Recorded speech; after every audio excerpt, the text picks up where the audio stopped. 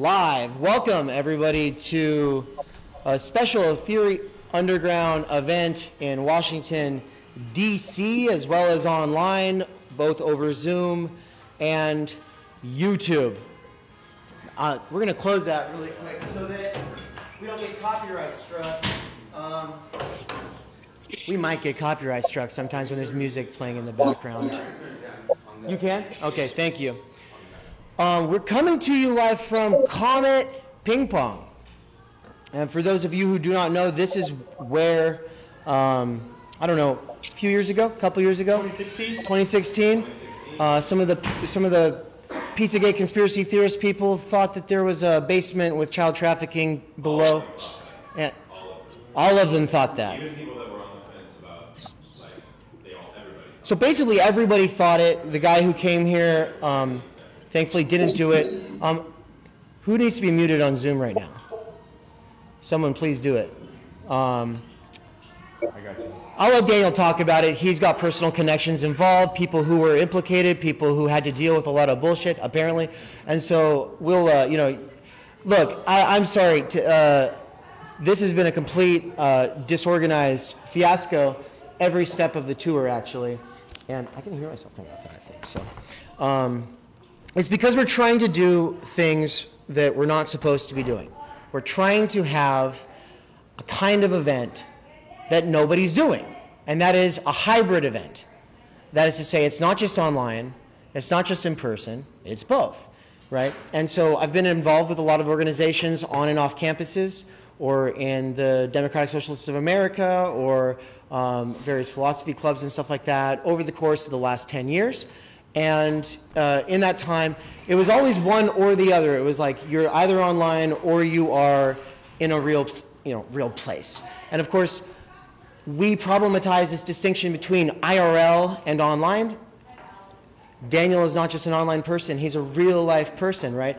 But like when we're just online and we're just communicating with each other online, it feels like it's just some online shit. It's just like my phone, we're just talking through that, or it's talking through Zoom. And we actually have Zoom here in the room with us, projected onto the screen behind the people here at the table in real life. And so I'm basically just opening it up by saying a couple of things about the medium. I don't want to get too meta. We've already done that on lots of the other streams on this tour. But basically, Tour Zero is about us experimenting with this hybrid medium, with these new means at our disposal, and trying to meet people who we've had dialogue with online so that we can go deeper, right? We keep talking about how we're breaking into the meat space, right? Meat as in flesh, but also meat as in double E, right? We are meeting people in a more real way, hopefully. And so this is an opportunity to do that. What the order of events today is going to begin with Andrew Flores, and then it will go to Daniel Tutt. And basically the way we do it is we have the local people start, even if that means a keynote person goes ahead of the organizers. But the organizers, we're not just organizers. We're not just student organizers. We're not institutionally backed. We don't have funding outside of like our own savings, right? And so this is just something where the goal is like we put you up on our platform and then we get to have a dialogue afterwards. And so we keep our presentations relatively short compared to your guys's. And then we open it up into a sort of panel discussion between all the presenters, but also the people who are here. You will all get to have turns on the microphone if you want, right? And the people who are here on the Zoom side will also. And so basically we'll MC it and make sure that people on the Zoom side as well as here in person, you're all going to get to engage. And so with that, I'll say a couple of things about Andrew Flores, a.k.a. the Big Signorelli, a.k.a. Master Signified Bodies. He is one half of the Vanishing Mediators on YouTube. He's also 1/4 of the Young Zizekians. He is someone who got really into Marx and leftish stuff around the time of 2020, but he has been into philosophy and theory ever since he was burning out on wrestling, and his dickhead wrestling coach told him something that was really disrespectful, and he was like, fuck that shit, man, I'm gonna start reading books. And I think we all have some kind of a story like that. Every underground theorist that I've met is like really into wrestling or really into all kinds of different things that usually people obsess about and stay in those niche areas. But for whatever reason, whether it's Nance with skateboarding and punk, hardcore, whatever, me with my background in hardcore music, and with Broadway, we come to philosophy, sociology, politics, anthropology, the humanities more generally, social sciences more broadly. And the thing that Theory Underground is trying to do is say, on the one side, this is a scene. It's an emergent scene. It's a new way of being. It's a lifestyle. It's a way of consuming our identities. It's bullshit in the same way that punk is bullshit, but at the same time, there's something to it. There's something to it. There's something special about it. We're still doing something. We still have to live, so lifestyles are okay. The question is, can that lifestyle go beyond being just a lifestyle? Can it break through the algorithmic siloing and actually become some kind of a robust intellectual milieu? And if it can, I think, then that would be the true conditions for a genuine movement, right? Because right now I think we're a little too siloed and we don't actually have access to real publics. We turn on our screen, we talk to it, and we think we're reaching the big other, like it hears us. It doesn't. What actually hears us is those people in the comment sections. Is that the public? Daniel, last year when he was running a seminar, what was it called? The one where Zizek was there. You had referred to the people in the comment section. You should be willing to go to the end. Excellent two-part event. But you had referred to, it was highly controversial. You had referred to the people in the comment sections as the masses. And I remember being in the comment section being like, yeah, it's more like the id. Yeah, exactly. Yeah. And so I've been thinking a lot about that, though, because when I was a Twitch streamer, once upon a time, there's people coming in. I think they're bringing in the food here. We're going to have like a pizza buffet and shit. So I'll say something about that in a second as a point of order. Welcome. I think we've got enough chairs. Someone make sure that they do. When I was a Twitch streamer, though, I realized that it's very much like a very particular type of person watches Twitch streams all day. And I was realizing, wait a minute, I thought I could reach people. But like, this is a particular kind of people, but I'm making a choice over YouTube. I'm making a choice over Instagram. I'm making a choice over Twitter. And then, of course, we can try to be on all of these platforms, but each of these platforms has their own effects on us. Because the medium is not just the message. The medium also, in some sense, makes the messenger. We do our contortions to satisfy the algorithm or to engage with this fantasy idea we have in our heads. Bringing it back to Andrew Flores, the thing I think that he does that I admire the most, outside of the way that he brings both the life of the mind and actual his MMA sort of jiu-jitsu sort of working out thing together, is the fact that he and Nick have refused to chase the algorithm in any sort of in the way that we're told to, right? We're told to put out topical, time-sensitive stuff and to balance that with our timeless stuff. But instead, they chose to do the most boring thing in the world and work through this Lacan seminar, starting with Lacan Seminar 1, and they're just reading through all of the way. I think that's like very admirable. And so please put your hands together for Andrew Flores.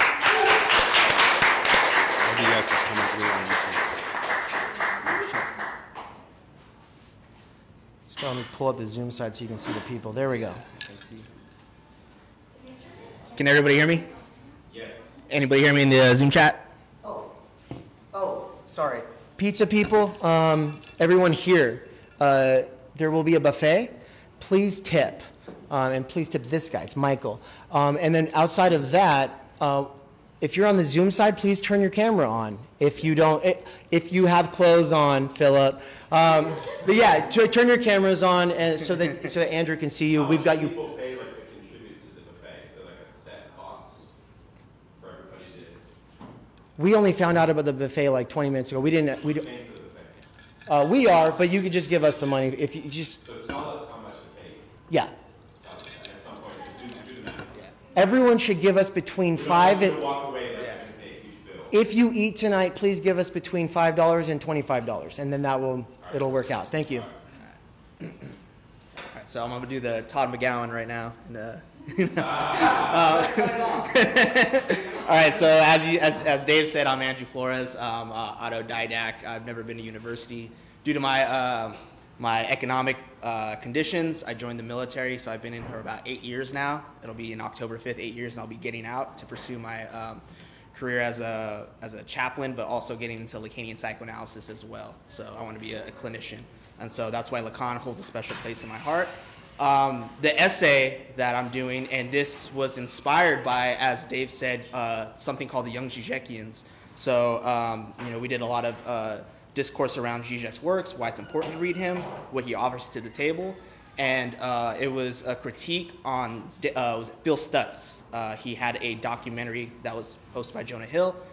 Phil Stutz is his therapist, and so from then we coined the term therapism, or it's actually a term used by a certain writer, but I used it in my own way.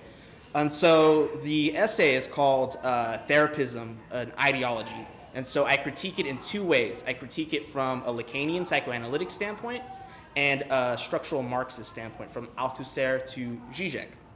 And so the three people that I have in mind for this term therapism, which I define as an ideology that is a byproduct of the, you could say, apparatus of the therapeutic industry, right? We all heard the term trauma, healing, focus on yourself, authenticity. Well, these have roots in a lot of the therapeutic practices we see today, like cognitive behavioral therapy, dialectical behavioral therapy, psychodynamic therapy, all these other forms. They presuppose an individual, a self that could be healed, a self that is presupposed, that is absent from or prior to any material historical conditions. And so that's what I put into question. I even go far to say is that even though the therapeutic model or therapism doesn't talk about an ego, that it is an inversion of what psychoanalytic school that Lacan critiques called ego psychology. It's an inversion because it presupposes a self that can be restored, that we are born constituted, we're authentic, we're hurt, and then we need to be healed. And so the people that I have in mind are, again, Stutz, Gabor Mate, and Jordan Peterson. And I picked these three people because even though a lot of us will say, like, well, Jordan Peterson's not important anymore, it's the fact that even as a person, he's probably not important, but the fact that his sort of method of appealing to weak, disenfranchised men is still an active force. You can find somebody in your family that's like, oh, I just read 12 Rules for Life and it's helping me out.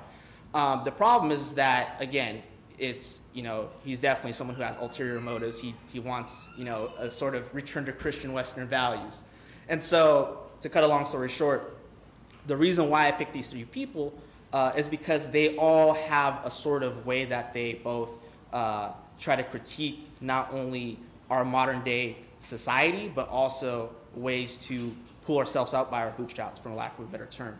So with Phil Stutz, I critique him because he's the type of person that will see things as politically neutral and say that you just need skills. You need to find visualization techniques. He talks about something called the shadow, something that we have to look at as something that we disregard from ourselves, and we just need to encounter it by meditating on it or doing a visualization exercise.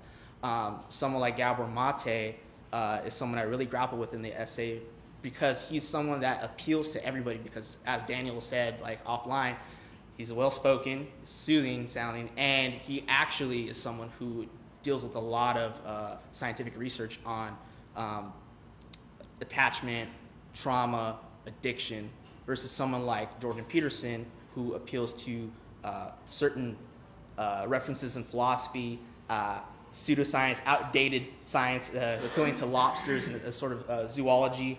And so what I critique Gabor Mate on is the fact that at one point he will say that our society makes us addicted, indifferent people, and it doesn't bring out our authenticity. He believes that children are born authentically, that are creative, and it's due to a society that makes us feel cold. We have parents that don't give us the affection, and we could see that Gabor Mate is like the liberal version of Jordan Peterson, who believes that Jordan Peterson believes that kids need to have rough and tumble play to develop skills so they don't become agreeable. And because if they become agreeable, it leads to them being socialists.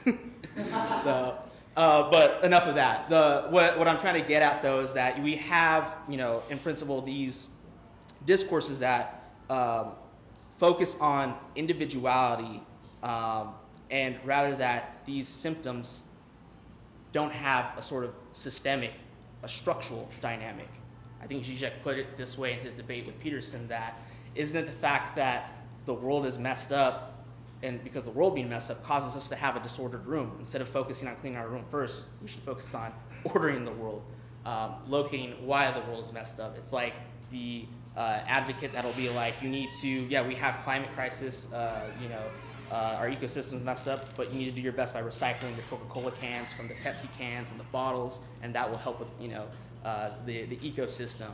And so why I think this therapeutic model or therapism is an ideology is because of this. What is ideology? Well, for Althusser, it is an imaginary representation that allows us to frame the structure that we're in and helps us, or not doesn't help us, but it helps reproduce capital. And it interpolates us as subjects under capital. But I don't think Althusser goes far enough. Zizek will say that ideology or interpolation is a failure.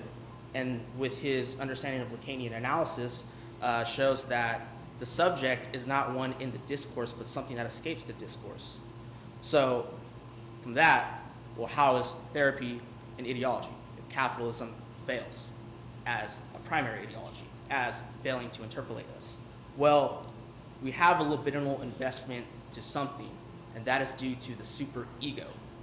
So I say in the essay that therapism as a discourse, as an ideology, is not just ideological, it is libidinal as a superego that demands be yourself, be healthy, get it right, be authentic, heal, create boundaries, all these different imperatives that seem like they're a means to something good, but really are a sort of echo chamber in ourselves that make us do and be compulsive to something that's unachievable, because psychoanalysis shows us that we're constitutively traumatic, that trauma is the structure of our psyche, because that's just how we are. We're in some way, as Freud says, normal neurotics.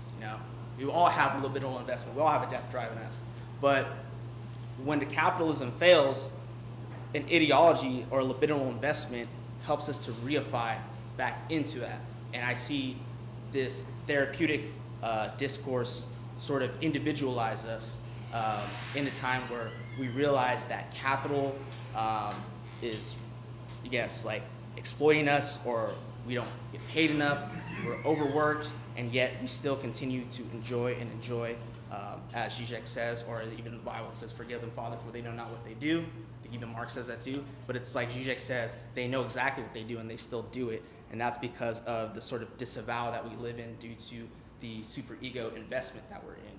And I say that this therapeutic model of be healthy, heal yourself, and what this does is not only reify the capitalist ideology, but it also puts the onus of all these material conditions that are affecting us onto ourselves. And the reality is that, no, it's not us. It's something that's bigger than us. So the main point of my essay is pretty much to show that, well, we need to use psychoanalysis not just as a clinical model, but also look at it again on how it can help us to see broader social issues alongside with Marxism, a Freudo-Marxism, using Lacanian psychoanalysis with people like Marx, people like Zizek, people like Althusser, and see how it helps us understand the problem of the base and superstructure, and how even when we know this, we still are interpolated back into it in a perverse way.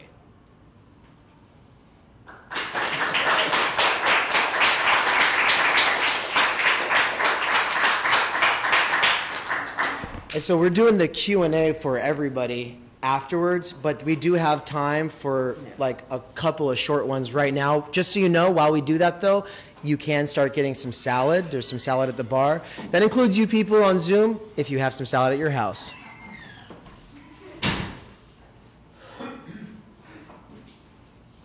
Yeah, does anybody have any questions? Are we taking it from the live audience or from the Zoom? Both. Yeah. Yeah, again, I go a lot more in depth in the essay, so I kept it brief for the 10 minutes, but if there was something that I didn't elaborate on, please. Yeah. Thank you. That was a great presentation. I guess my question is, can you hold it for 1 second so our Zoom audience can catch it as well, please? Yeah. Sorry.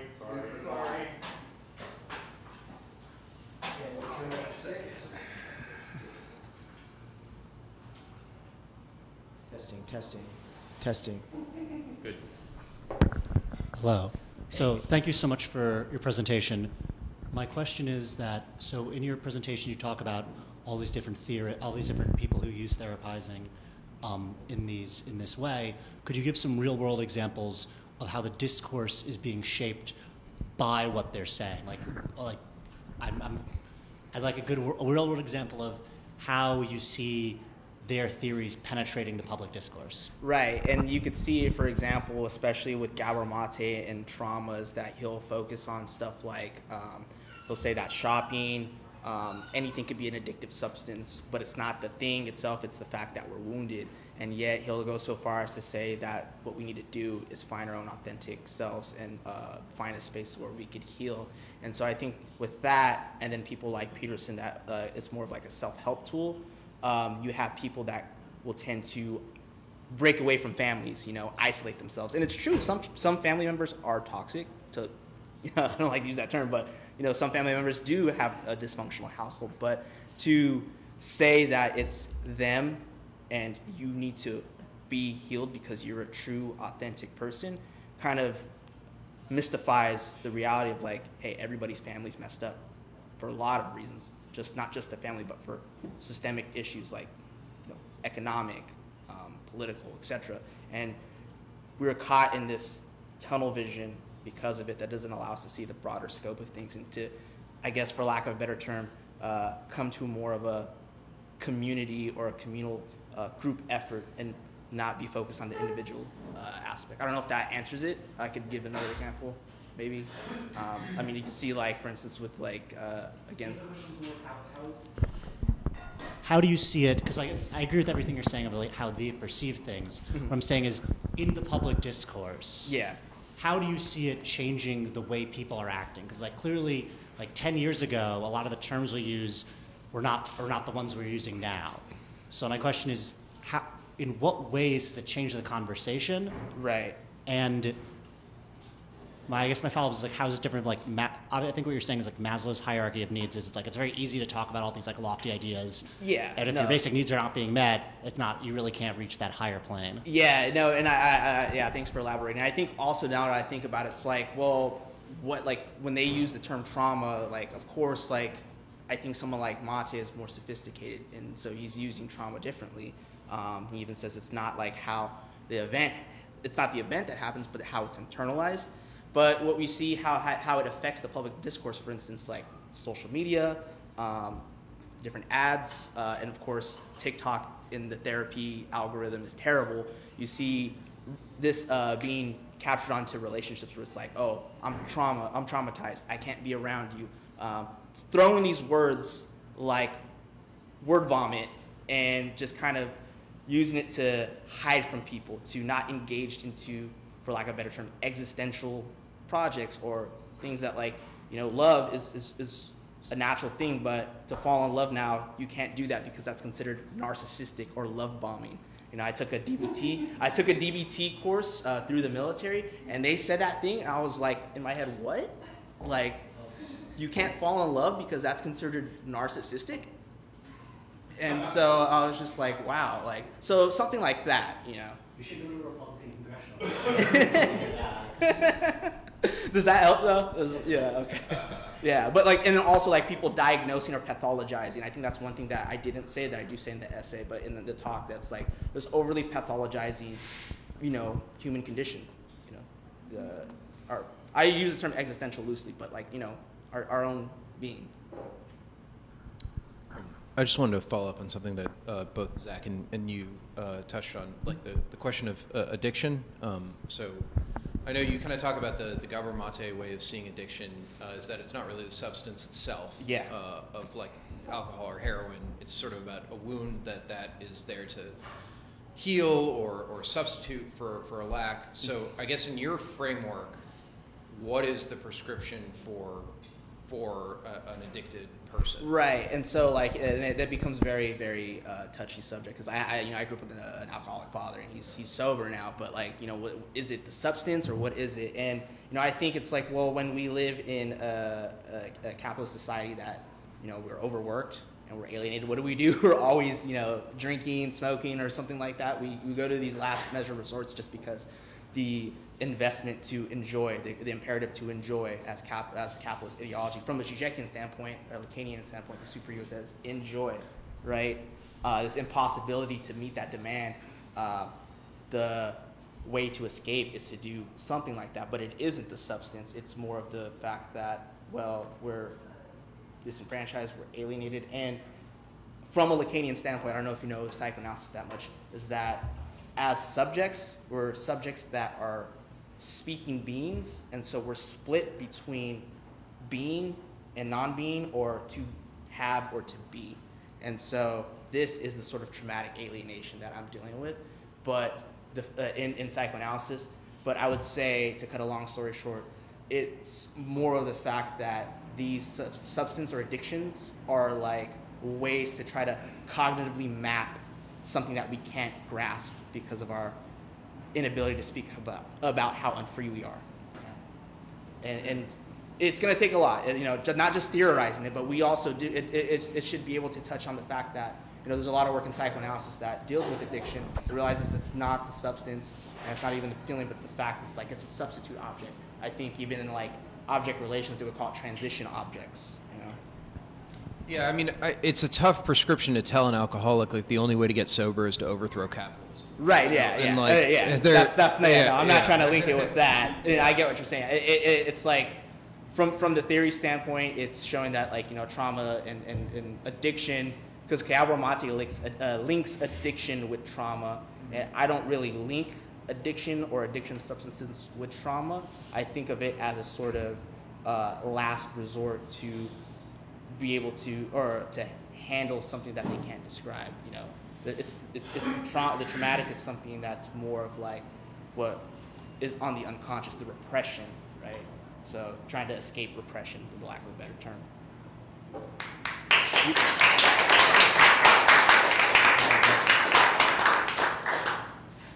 All right, and now the man that most of you are probably here for, Daniel Tutt. I'm still going to read some things about him really quick. I'm going to read the bio here at the back of Underground Theory, which, because I was all frazzled at the beginning because of the technological stuff that we were running into, I wasn't thinking.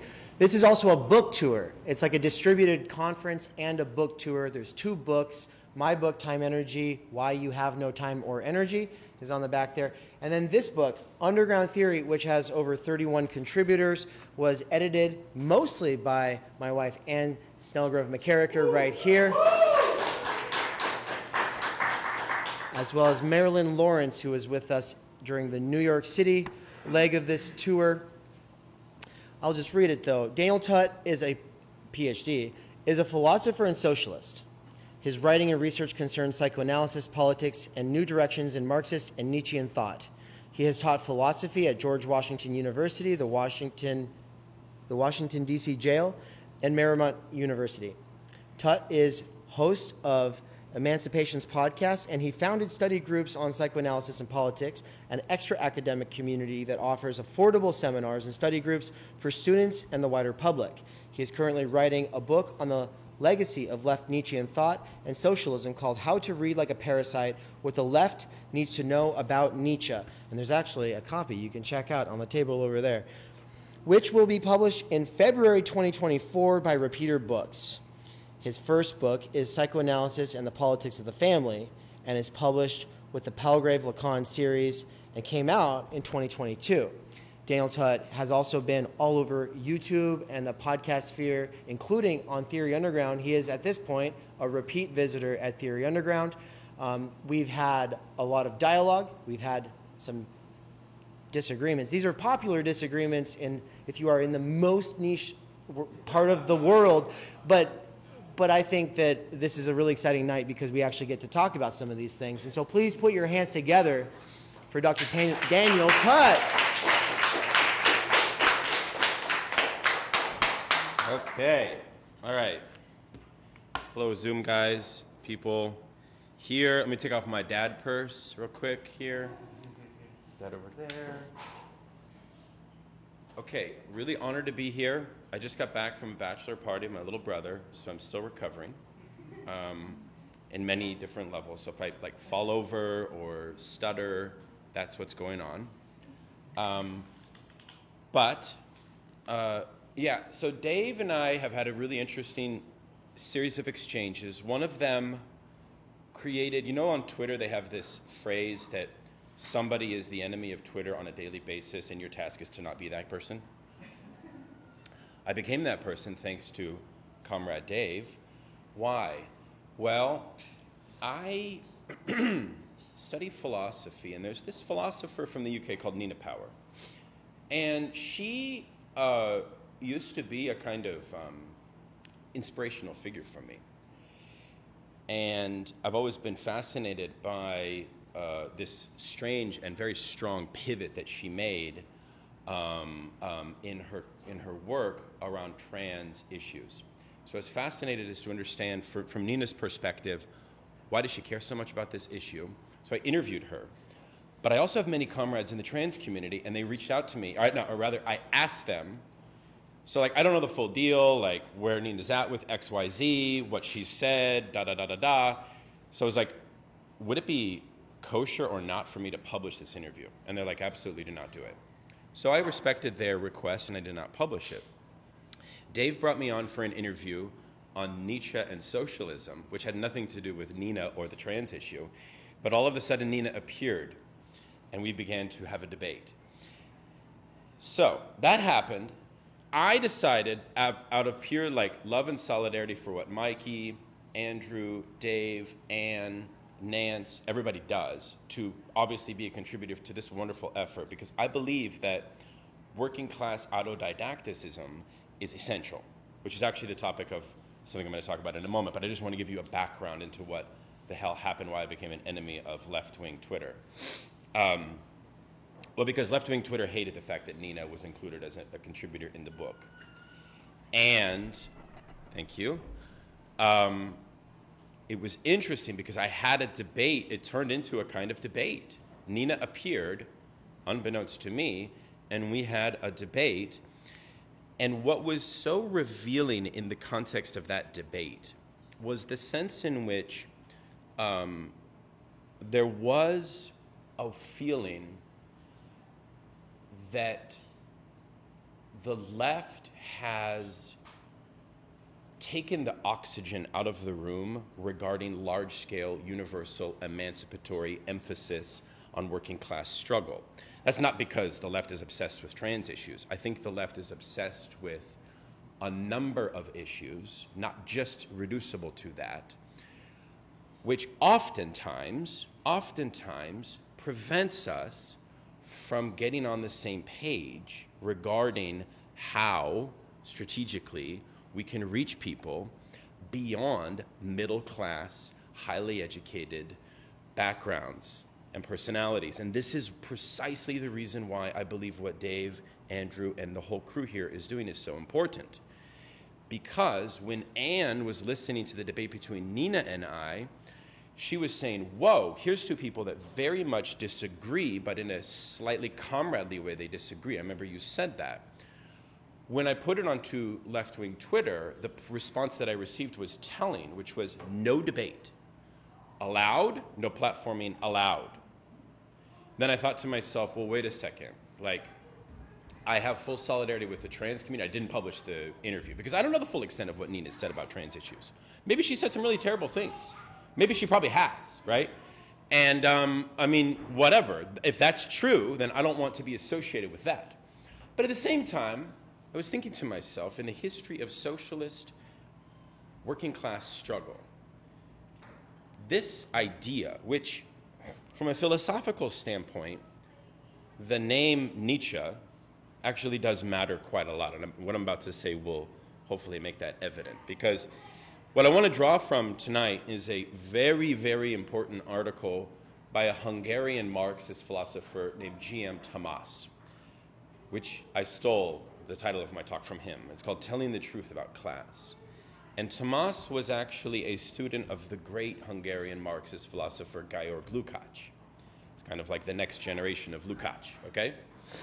And what Tamás argues is that in the history of socialism, from the French Revolution to the 1970s, socialism, including Bolshevism, including the Paris Commune, including 1848, including all of the seismic and most significant moments of socialist upheaval and socialist agitation, have largely been non-Marxist forms of revolt. In what sense?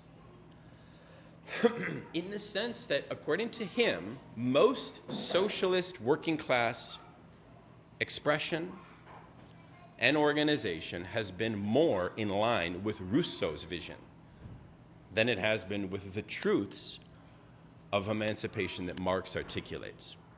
And it's a fascinating argument that I want to just kind of summarize for you all, in the event that you haven't read the article, but also because I think he's slightly onto something, but I also don't agree with him, and I'll get to the point where I disagree in a moment. Here's what he says. Who is Rousseau? Well, Rousseau is a French philosopher who became the inspiration for the Jacobins, who brought about the modern parliamentary system as we know it, right? Of the right, left, and center. We know that they are the initiators of the most radical edge, the left edge of the French Revolution. And they were inspired by Rousseau's romantic, agrarian, you see, because Rousseau had this ludic, romantic conception that the underdogs, the plebs, the people, have a moral capacity to, if you like, regenerate culture.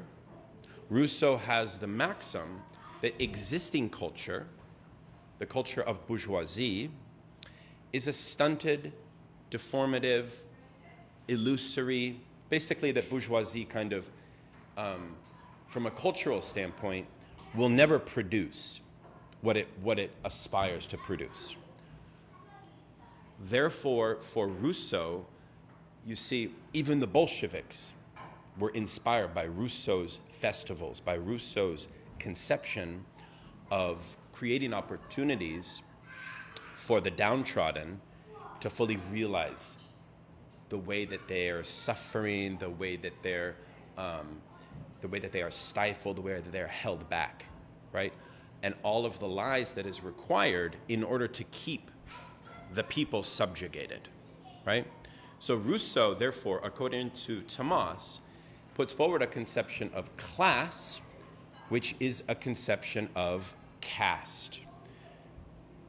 And furthermore, socialists have not understood that when they revolt as the working class, as their agent, what they've basically done is replicated a Rousseauist version of caste struggle, not class struggle, okay?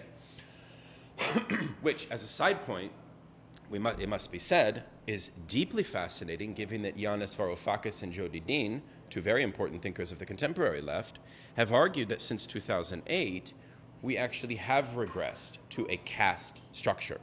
This is called the neo-feudal thesis, yeah? Which we can talk about.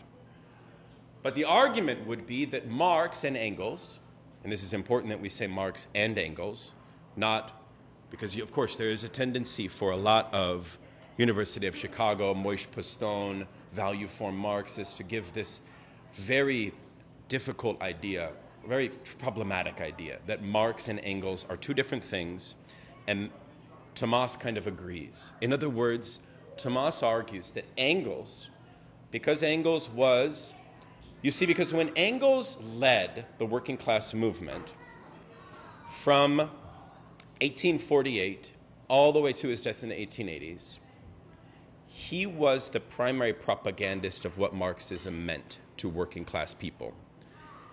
Capital was not the text that workers read. Do you know what the text that workers read more so was?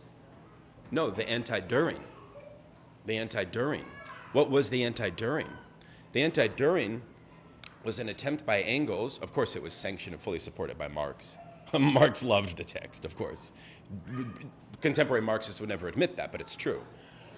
The anti-Düring was a comprehensive philosophical and cultural response to a number of places at where Marxism stands on a number of issues, not just the economy. Not just the economy. Subsequent socialist and Marxist thinkers have sought to say that Engels' influence led to Bolshevism and then to the degeneration under Stalinism, precisely because when you emphasize the culture building of the working class in the way that Engels sought to do, by emphasizing things like the Weltanschauung of the working class, you know, this very important concept of the worldview. In other words, the argument of Engels would not be that the working class, by virtue of their exploitation, has a superior worldview. That's not the argument. The argument, rather, because you see, Engels, against Thomas, because Thomas is this guy who thinks that Engels was a Rousseauist. Engels was, in his early days, a close observer of the Chartist movement. In the history of European socialism, do you guys know what the Chartist movement was? You see, because there was many working class movements. There was Moses Hess, which was a kind of quasi-religious movement.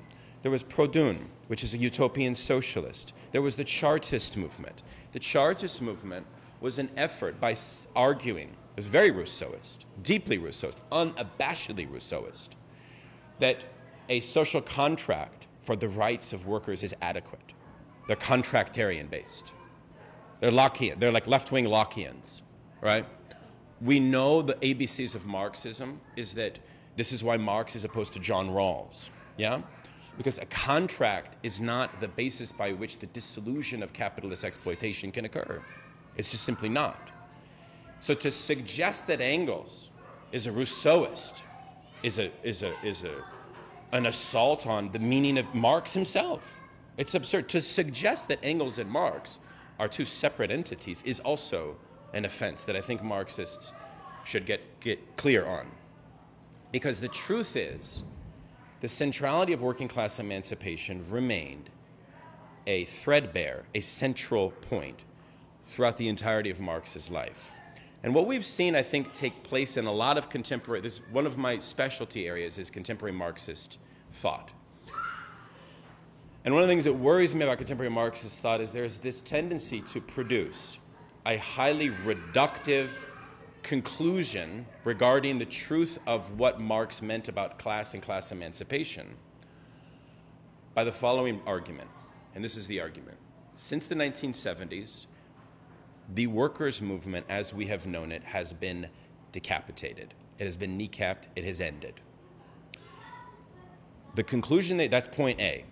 Point B, that is directly linked to that, is that the legibility of Marx's proposition that there are two primary classes in capitalist society, bourgeoisie and proletariat, that engage in forms of antagonisms which are not immediately legible to the members of those classes, but which serve as the true underbelly source of true antagonism in capitalism, which is actually a philosophical point of Marxism, which is around social epistemology, because capitalism conceals class antagonism. It conceals class oppression. It conceals it. Therefore, a socialist philosopher is somebody that reveals it. Yeah? This is why, as we were saying earlier, Marx became a socialist. Marx was an ultra-liberal before 1848. Why? Do you guys know what he did as an occupation? He was a journalist for the most ultra-liberal magazine at the time, the Rheinische Zeitung. They censored him because the contradictions of bourgeois society became so intense. They censored him, and he quit his post, and as such, he broke from kind of bourgeois liberal conceptions of social conflict. So it's very important to me in my research. This is why Lukács, as a side point, is such an important philosopher, because he's a philosopher who recognizes that a major tenet of Marxist study is to make legible class conflict. And I think, Dave, that's something that you and I have talked about a lot. But to return to my point, what we can say is that there is a Rousseauist tendency within socialism that needs to be addressed. I'm not going to deny that. Even today, we have a lot of folks on the left who want to make the claim, and how does this kind of translate to today? I would argue that it translates today vis-a-vis the DSA Jacobin notion, which philosophically is very friendly with John Rawls, which still has this kind of idea that Marxism is compatible with the demands for the return to a kind of 1950s welfare state. Now that demand is very fascinating because it's precisely the demand that dissolved the true working class when they confronted Chartism before 1848. Because the truth that Marx and Engels saw about working class agitation was that it's not the entirety of the working class that is going to be the best ally to the emancipation of the proletariat. It's the most radical edges of the working class. Therefore, a Marxist approach always tends to be focused on both this broad universal conception of the class, but also strategic solidarities with the most radical elements. Therefore, the question is always, what are the most vulnerable and radical elements of the existing working class? Which, of course, is not reducible just to their income, right? There needs to be a much broader conception of how we define class, which is something I'm very interested in. But my point is that the kind of pulsating heart of Marxism still works and still speaks to us today when we see the abuse of Marx being applied to ends such as Marx is a welfare statist thinker. Because I think another thing with Marx, what differentiates him from a Rousseauist, because you see the problem with the Rousseauist socialism is located in the fact that it improves capitalism. It improves capitalism. It does not abolish capitalism. The fact that in our epoch, from the 1970s till now, what academics call the neoliberal era, the fact that the workers' movement no longer exists is definitely tragic.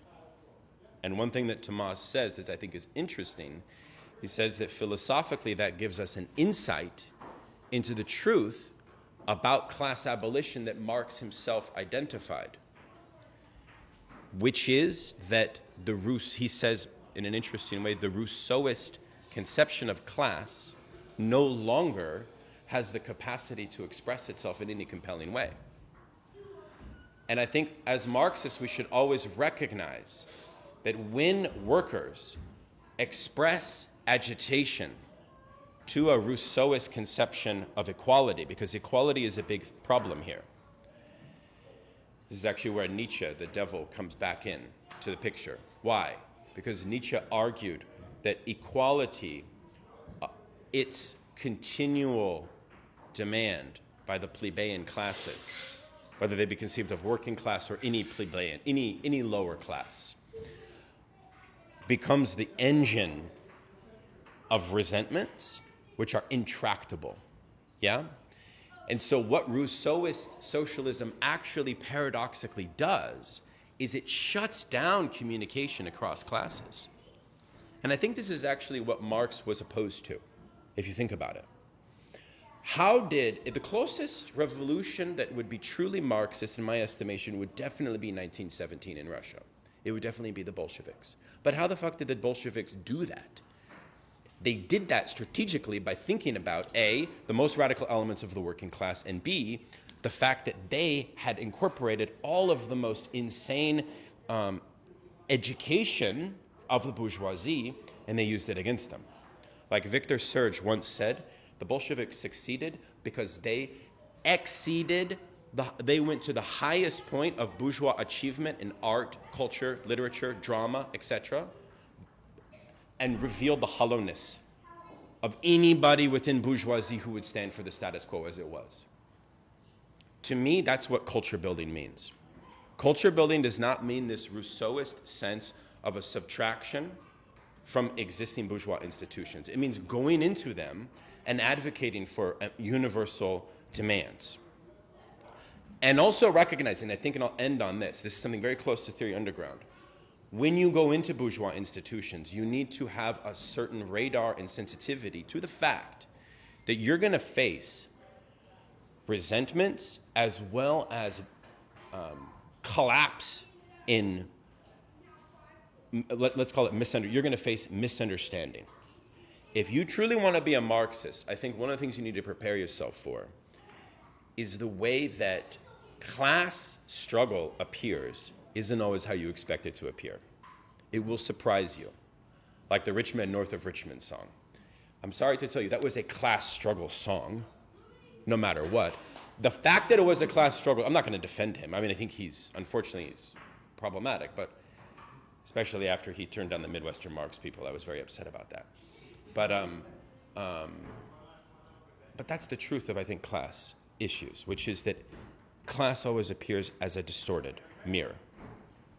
Why? Because bourgeoisie will never allow a perfect representation of working class struggle to happen. It's always going to be partially represented. It's never going to be fully recognized, which is why this whole idea of classism is so problematic. This is also why I think these Pierre Bourdieu, the most cited academic sociologist, I have a trouble with the way that he conceives of class, because oftentimes his acolytes, his students, will try to play the liberal game against the liberals by saying that class should just be better represented in bourgeois institutions and then problem solved. But that's not the truth, because we know the truth is that the working class emancipation already incorporates all of these categories that liberals put onto other groups. The task is to make that a serious institutional force to rival and to contest bourgeois power. So therefore, I do think that we still have class struggle, unlike Tomas. Marx was right about that. Capitalism just doesn't allow us to see it. I think as philosophers, one of our tasks is to help people see it. This is why I'm a huge supporter and member of Class Unity, because I think that Class Unity is an organization that's going beyond this idea that socialism is merely reducible to demands for a couple of things, like just better health care and just a couple other things. If we can just tweak the system a little bit, the working class will be happy and we can go home. This is the feeling I get from too many leftists in America. And I don't think that this is what true working class experience desires. I don't think that they desire that. This is a big conversation that Dave and I think have about the meaning of leisure time as a socialist demand. That's why I love the Time Energy Project, because the question for me is not working class people want leisure time. The question is rather working class people don't know that they want leisure time, and there needs to be a mediation of socialist education such that that is revealed. I think capitalism has captured us in such insidious ways and rerouted our desires in such insidious ways, regulated control society ways, like the Deleuze essay, that we need to teach people new desires and new demands. That's why psychoanalysis actually matters in some sense, and that's what I respect what you're trying to do, okay? And that has a prehistory in the same way that Marx and Engels observed Chartists saying, Chartists were coming into the working class as kind of charitable overlords. Like, we're going to help you vis-a-vis charity, et cetera, et cetera. And they were like, fuck you, we don't want your help. That's the breakdown in communication that will always be there. That's class struggle. So, anything we can do to make that more legible, to bring this out, to reveal this, I think is a task of politics. So I'll end with that. Thank you all very much.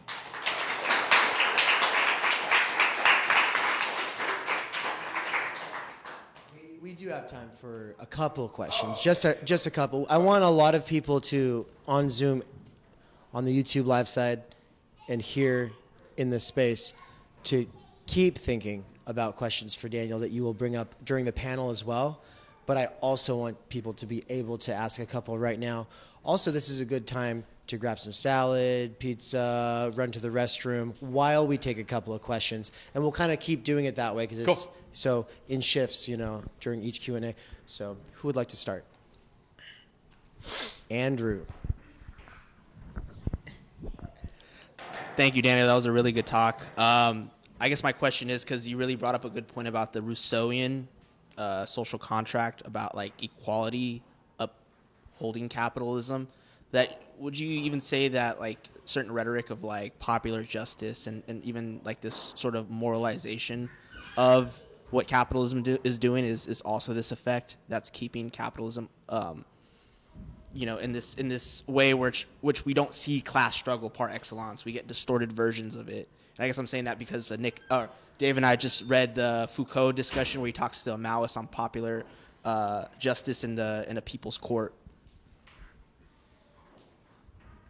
I actually think in the 1970s till now version of capitalism, we've reached a point where, and I argue this in my book on Nietzsche, we paradoxically need a re-injection, like a shot to the arm, of equality.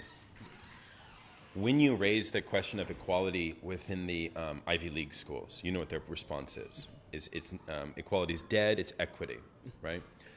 And I think this is an interesting example because there's a great French philosopher called Alain Badiou where he says that all revolutionary movements, all revolutionary upheavals are driven by an undergirding universal call and demand for equality, which now here's the caveat.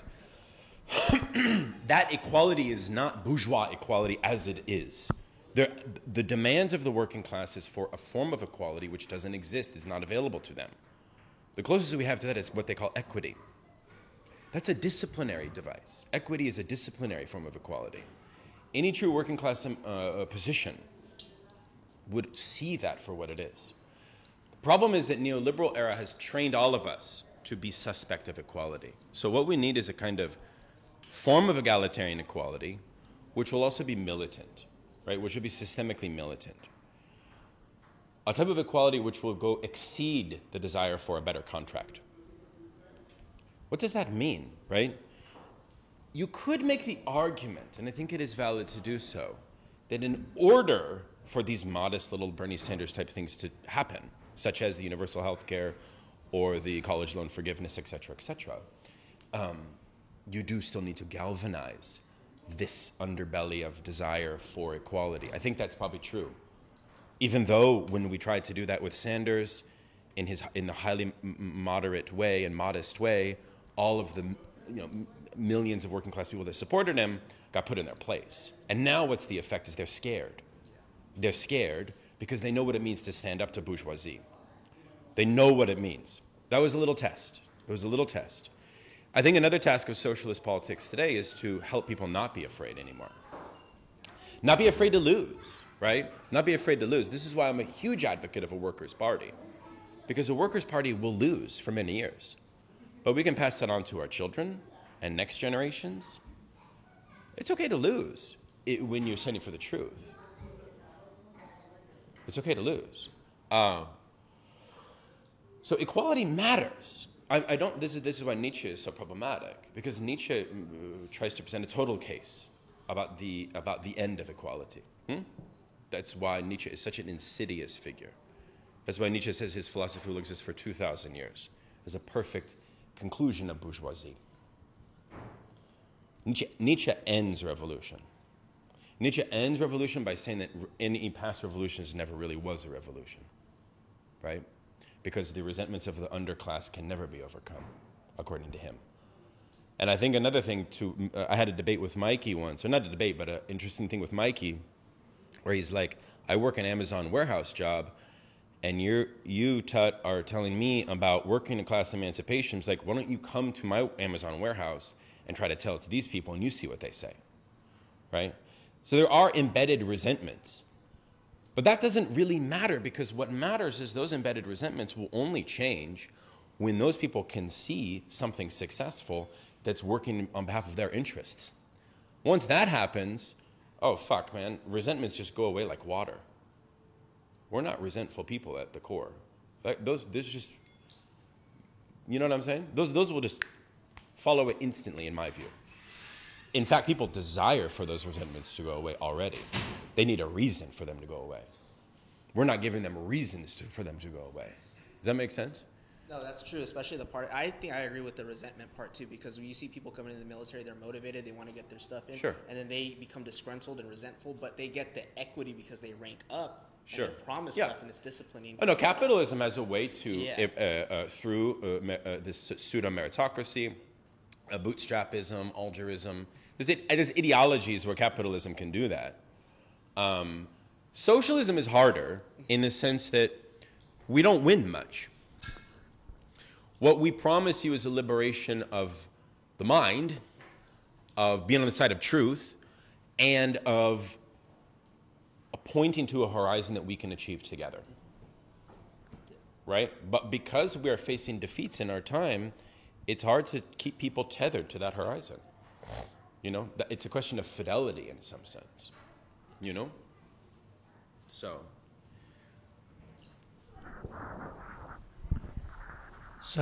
this is a very interesting talk. How would you put this framework of class struggle and like Rousseau versus Marx into something kind of more modern, which is the UAW strike going on? Right. Because at least from my perspective, this is one of the more radical like programs and strikes that's gone on, at least in my memory. I'm pretty young. Compared to something even like just a few months ago, like UPS, the UPS Teamster strike seemed a lot more moderate, Warren-esque, more Democrat, but like, you know, aggressive, but not like, you know, not pushing the boundaries. And this one seems to be pushing the boundaries not in a way that hasn't really been seen since the 70s and 80s. Yeah. So where does that fall in the context? Is this still just kind of a Chartist movement? Are they still just trying to get a better contract, as you're saying, as Rawls? Yeah. Or is this a fight for leisure? I mean, one of the demands is a 36-hour work week. Right. So that is a movement towards it. They're saying that leisure is part of the demand. Yeah, yeah. Well, I mean, the truth of the situation is that since the 1970s, based on kind of macro economic flow of capital, certain social policies, changes in the Fed Reserve, the decline of real wages has been so monstrous that it led us to believe for a while that workers have adjusted to this decrepit situation. And I think that in recent times we are seeing some early signs that that adjustment is that's not the status quo. At the same time, the UAW strike absolutely represents a paternalist, Chartist movement, precisely because the decision was made last minute by elites within the movement to not do a full-bore strike. We saw the same with UPS. So the question is that unionism today is not class struggle-based unionism. We're far from that. Of course, as socialists, we must support all of it. We must support all of it, of course, across the board, despite all of its problematic things, which is exactly what Marx and Engels would recognize. When Marx and Engels wrote the Communist Manifesto, they have a section in there as a critique of all existing socialists. Well, all their friends. They were all out at the bars drinking until 3 a.m. with them every night. In the manifesto, they were the enemies of the working class. So there needs to be also at the same time an antagonistic sense in which what we're doing right now is never enough, never content. Yeah, we're seeing the signs of a little bit of bubbling of class consciousness, and that's really exciting. I think the danger would be, what Chartism would do, would try to say this is enough, we've succeeded, we can go home now, we've reached a peak. Whereas I think that a Marxist orientation would never be content to do that. And I think that that's better, precisely because what Marx tried to prove in Capital is that those agitations have a dialectic with capital itself. And this is one thing that the Tomas that Tomas is correct about, which is that the workers' movement has, and this is also huge in apparismo Marxism for the Italians, the working class struggle has improved capitalism over time because the engine of capitalist ingenuity is only allowed by the agonism and the antagonism and confrontation that the working class brings to capital. The working class forces capital to innovate. One of the actual interesting things about the so-called Brenner debate in the neoliberal era, this whole thing of the long downturn and large-scale corporations are not profitable over long periods of time, etc., is some people have argued there's a correlation between that and the absence of the workers' movement. So let us be careful and good historians here and not overestimate this new blossoming of working class agitation. Let us also remember that it is led by an administration which is fundamentally Bonapartist. Biden is a Bonapartist leader in the sense that what Biden is trying to do is basically become a centrist Bonapartist figure, right? In the sense that what he's trying to do is be everybody's best friend. He's trying to make a claim that he's a kind of working class, pro-working class candidate, president. It's total bullshit. It's total opportunism. I think the problem would be that the representation of of his success runs a risk by socialist intellectuals, amongst Jacobin DSA types in particular, to overestimate Biden's patronage and support for working class struggle, while at the same time denying because I think this is the problem that we're seeing now in the kind of revelation of the disillusion of the squad and the kind of post-Bernie Sanders fallout, is that it started with this huge injection of almost, let's say, quasi-universalist emancipatory desires. Always be careful of how, in the wake of defeat and voting for war bills and absolute support for status quo, then those people retroactively portray that something was achieved. I think we should be much more sober and say, actually, nothing was achieved. This is another thing that the left really I have a hard time with. Have you ever noticed that a lot of folks on the left thinks that there's no such thing as co-optation? That if you have strong ideas, they can't be co-opted? No, that's not true. We have lived in the last few years under the experience of seeing so many left-wing ideas being co-opted by elites. We have. So, that's a whole other thing. There's a question of elites and populism, which I kind of didn't talk about. But one of the things that Tomas says apropos populism is that Rousseauism is left populism. He says that straight out, which I think is an interesting point. Insofar as what populism is trying to basically do is satiate class antagonisms to kind of improve them, to kind of make the suffering a little bit better. That's why for them the main maxim of politics is almost a utilitarian maxim, which is to mitigate suffering.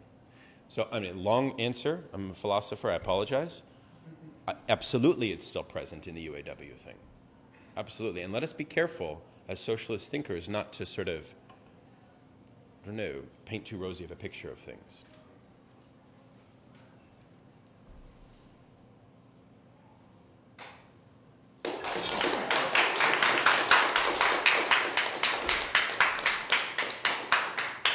Now I can eat. Thank you, guys.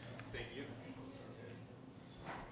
I want to let everyone know there is a vegan pizza. If anyone needs vegan pizza, it's vegan, while the others it's What's next? the furthest I will right. introduce Help Anne.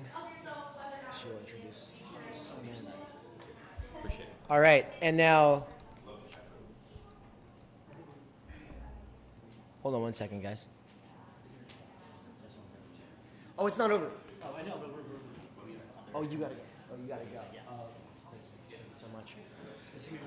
My one fear with having Daniel Tutt go before Anne, Nance, and myself was that this event is not about hearing Daniel Tutt speak. It's about hearing Daniel Tutt speak, hearing us speak, and then hearing us all talk together. So I do hope you will all get to stay. I know some of you have commitments and have to run, and that's okay. But in New York City, actually something had happened. There was miscommunication. Norman Finkelstein kind of, he had to bounce after talking, and it was like, man, we came all the way to New York City and spent $500 on a space so that we could talk back, right? Because we work with earbuds in while doing manual labor the way Cesar Ruiz is right now. He's in the live stream on the YouTube side. And Cesar Ruiz is just one person in California stacking boxes in a warehouse somewhere, listening to us. Well, last year that was me at an Amazon warehouse, and that's been me my whole life. Except, well, I guess I should say, I started listening with earbuds probably around the age of like 21 when I was working a graveyard shift at Super One Foods in Hayden, Idaho. I worked there for a couple of years stocking shelves at nighttime. And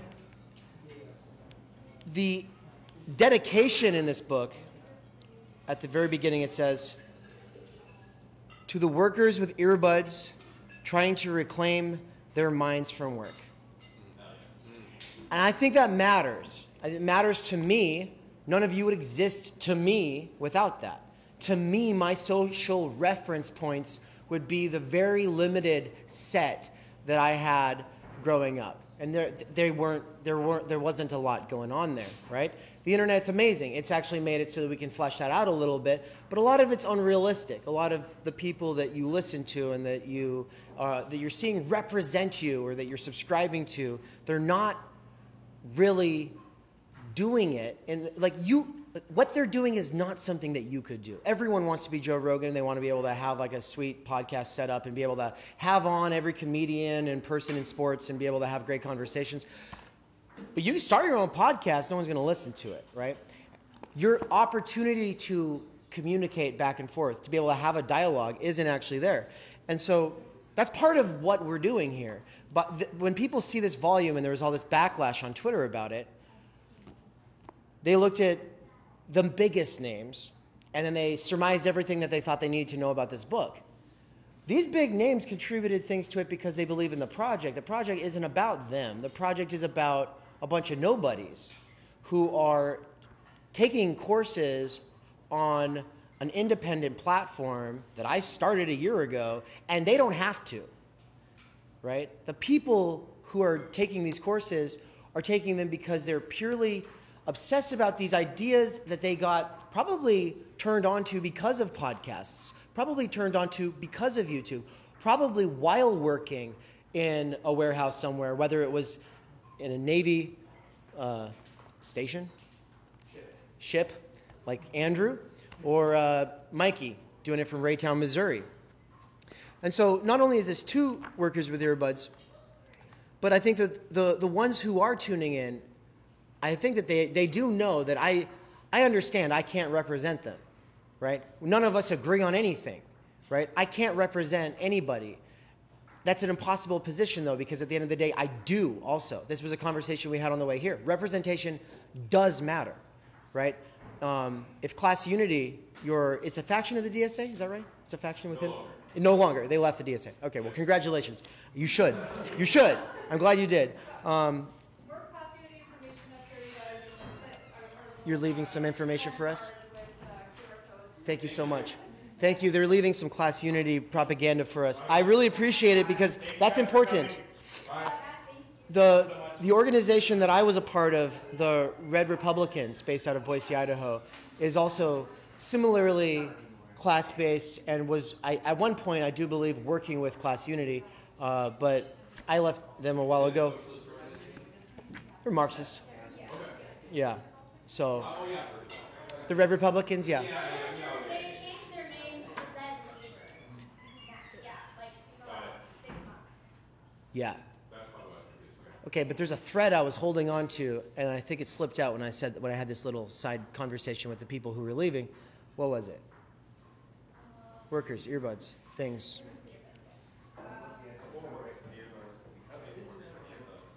Yeah. Oh, that's it. So I do believe that a lot of people will go the route that I went, in that they will burn out on listening to other people who have accumulated loads of cultural and social capital through their educations. They'll get tired of hearing other people be representatives of ideas and groups, and they will then themselves go, you know what, I want to read those books myself.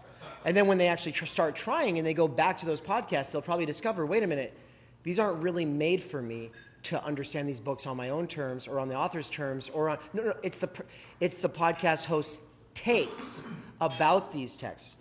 And so there is a big difference between TheoryTube, BreadTube, TheoryGram, Theory Twitter, Theory Reddit, and what Theory Underground is trying to do, not just with its hybrid side, but more importantly, what we're trying to do is make it so that people can have access to these books themselves. And you say, well, of course, they can go to the library. If they have money, they can buy them. But, if they know how to get PDFs off Library Genesis, that can be helpful. Put that on Speechify, put that on Natural Readers. Listen to it while working. Absolutely, I 100% agree. But it can save you thousands of hours to hear a set of lectures from someone who has been in the field, living and breathing it for a long time. And so I think a lot of people think, oh, it's just some people who hate academia, blah, blah, blah. No, that's a thing for people who leave academia and go on YouTube. It's not a thing for Theory Underground.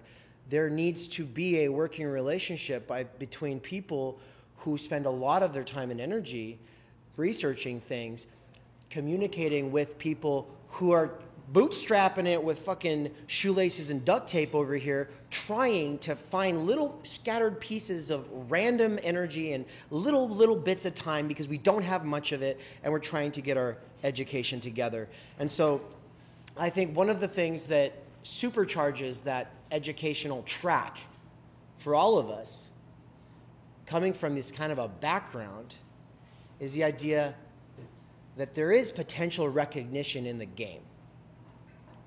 Now, that can go too far, but let me first explain what it means. With television, the critique was, we lay on the couch, we can't talk back, right? We just lay on the couch and it's all one directional. With social media, we get the sense that we can talk back, right? A lot of the frustrations around cancel culture comes from the fact that people think that they can talk back, that they're a part of the discourse, and that just by jumping on some bandwagon, that they're actually a part of something, right? And maybe they are, but they're definitely not joining the league, entering the field, becoming competent, proficient thinkers on their own terms, because they're not in that sort of, obviously, academic discourse. But academia itself has made that very difficult for the professors we have grown to love. The professors we have grown to love who come onto the internet, in part come there because their students are sitting in classrooms with earbuds in their ears, right?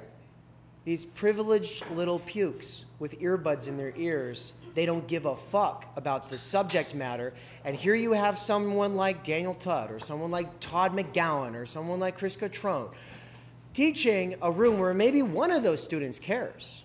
Now, I want education to be accessible to everybody, but when we only cater to the people who are there to get the degree, seize the good degrees, and I'm on my way, obviously that leaves out the people who are either very serious about this stuff or potentially very serious about this stuff. And so I think what bridges the gap between those of us who, for whatever reasons, aren't in the institutions, but at least want to be a part of these fields, who want to be able to get a grasp on these subject matters, it is the potential recognition that supercharges the entire activity, right? Because growing up, I didn't have potential recognition. Nobody had any time energy. And if they did, they weren't putting it towards these kinds of things. And so you're just talking to yourself. It's just masturbation at that point. Or, oh, you just listen to the radio. What we're talking about is, no, these kinds of events where people can interject from Zoom, from live, and from in person, I think it brings a new dynamic. And I think it's actually going to help a lot of people who are tuning in and listening, who are saying, I love this kind of content, go from that mentality to instead going, oh, these are real people. They are coming to a city near me. I can meet them. I can ask them thoughtful questions. they won't just engage with it seriously then, they'll keep thinking about it for years. And if I put my thoughts together really well, maybe I can get into the volume because they'll publish me even if I'm a nobody, even if I don't have a high school diploma. And that's right, we fucking will. And we don't care if you agree with us. We just care that you're rigorous, that you're serious, that you're committed, and that you're here for a sustained dialogue. And so with that, I want to say that Anne Snellgrove McCarricker is going to talk a little bit about her piece in Underground Theory, and then Nance will, and then I'll basically give a teaser about my piece. I can't talk about it because I've already talked too much today, but Anne received a BS in social science from Boise State University in 2021, where she was a part of a research cohort that studied the neoliberalization of higher education. She also helped develop and teach a course on the related topic, Is College Worth It? Right? She helped build that course, and she led multiple discussion sections for that course, Is College Worth It? Right after being in a research cohort at that sociology department where they were basically researching the same thing. Is it worth it? What's wrong with it? Something seems wrong with it. That's what they're trying to figure out with this idea of neoliberalization. The question that has always driven Anne's research, as well as her past political involvement, it's always been, what is the good life? At Theory Underground, she has helped develop and teach 2 courses. The Idea of the University, which was our first course ever. We knew it wouldn't get a lot of signups, but we don't chase the algorithm, all right? We knew that there's a very important thing to be done here, which is like, if we want to have a space that's not just news media, but is actually saying, no, we want to do that thing we didn't get to do in the university, right? Then we actually have to not just hold up the university to, say, a leftist critique. We can do that too. But also hold it up to the actual idea itself. Now, I don't mean like a platonic idea, but I just mean we have to flesh out, what is it for? What is it about, right? So Anne taught the Idea of the University course with myself and Brian Weeks, and currently is co-teaching with myself Digital Literacy and Critical Media Theory, or CMT. You've all heard of CRT, but you've not heard of CMT. It's actually the most important field in the world today, all right? When not doing theory or social science-related research and writing, Anne can be found traveling the world with Dave, me, learning Spanish, cooking and baking, or participating in local theater. Please put your hands together for Anne Snellgrove McCarricker.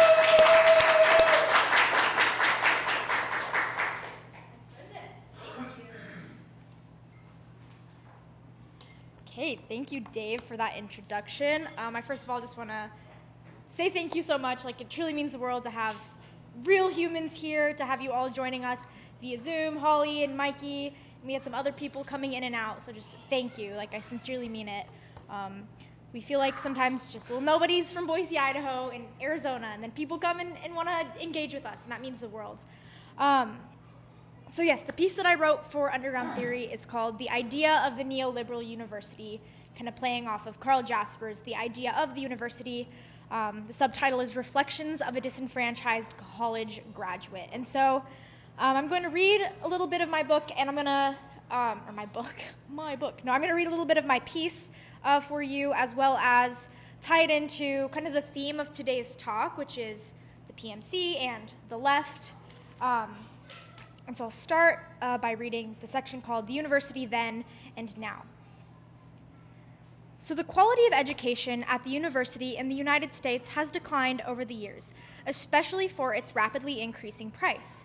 The National Center for Educational Statistics found that the average cost of a public four-year college in 1986 was $3,856 in current dollars, whereas the cost in 2017 was over 4 times as much at $20,050.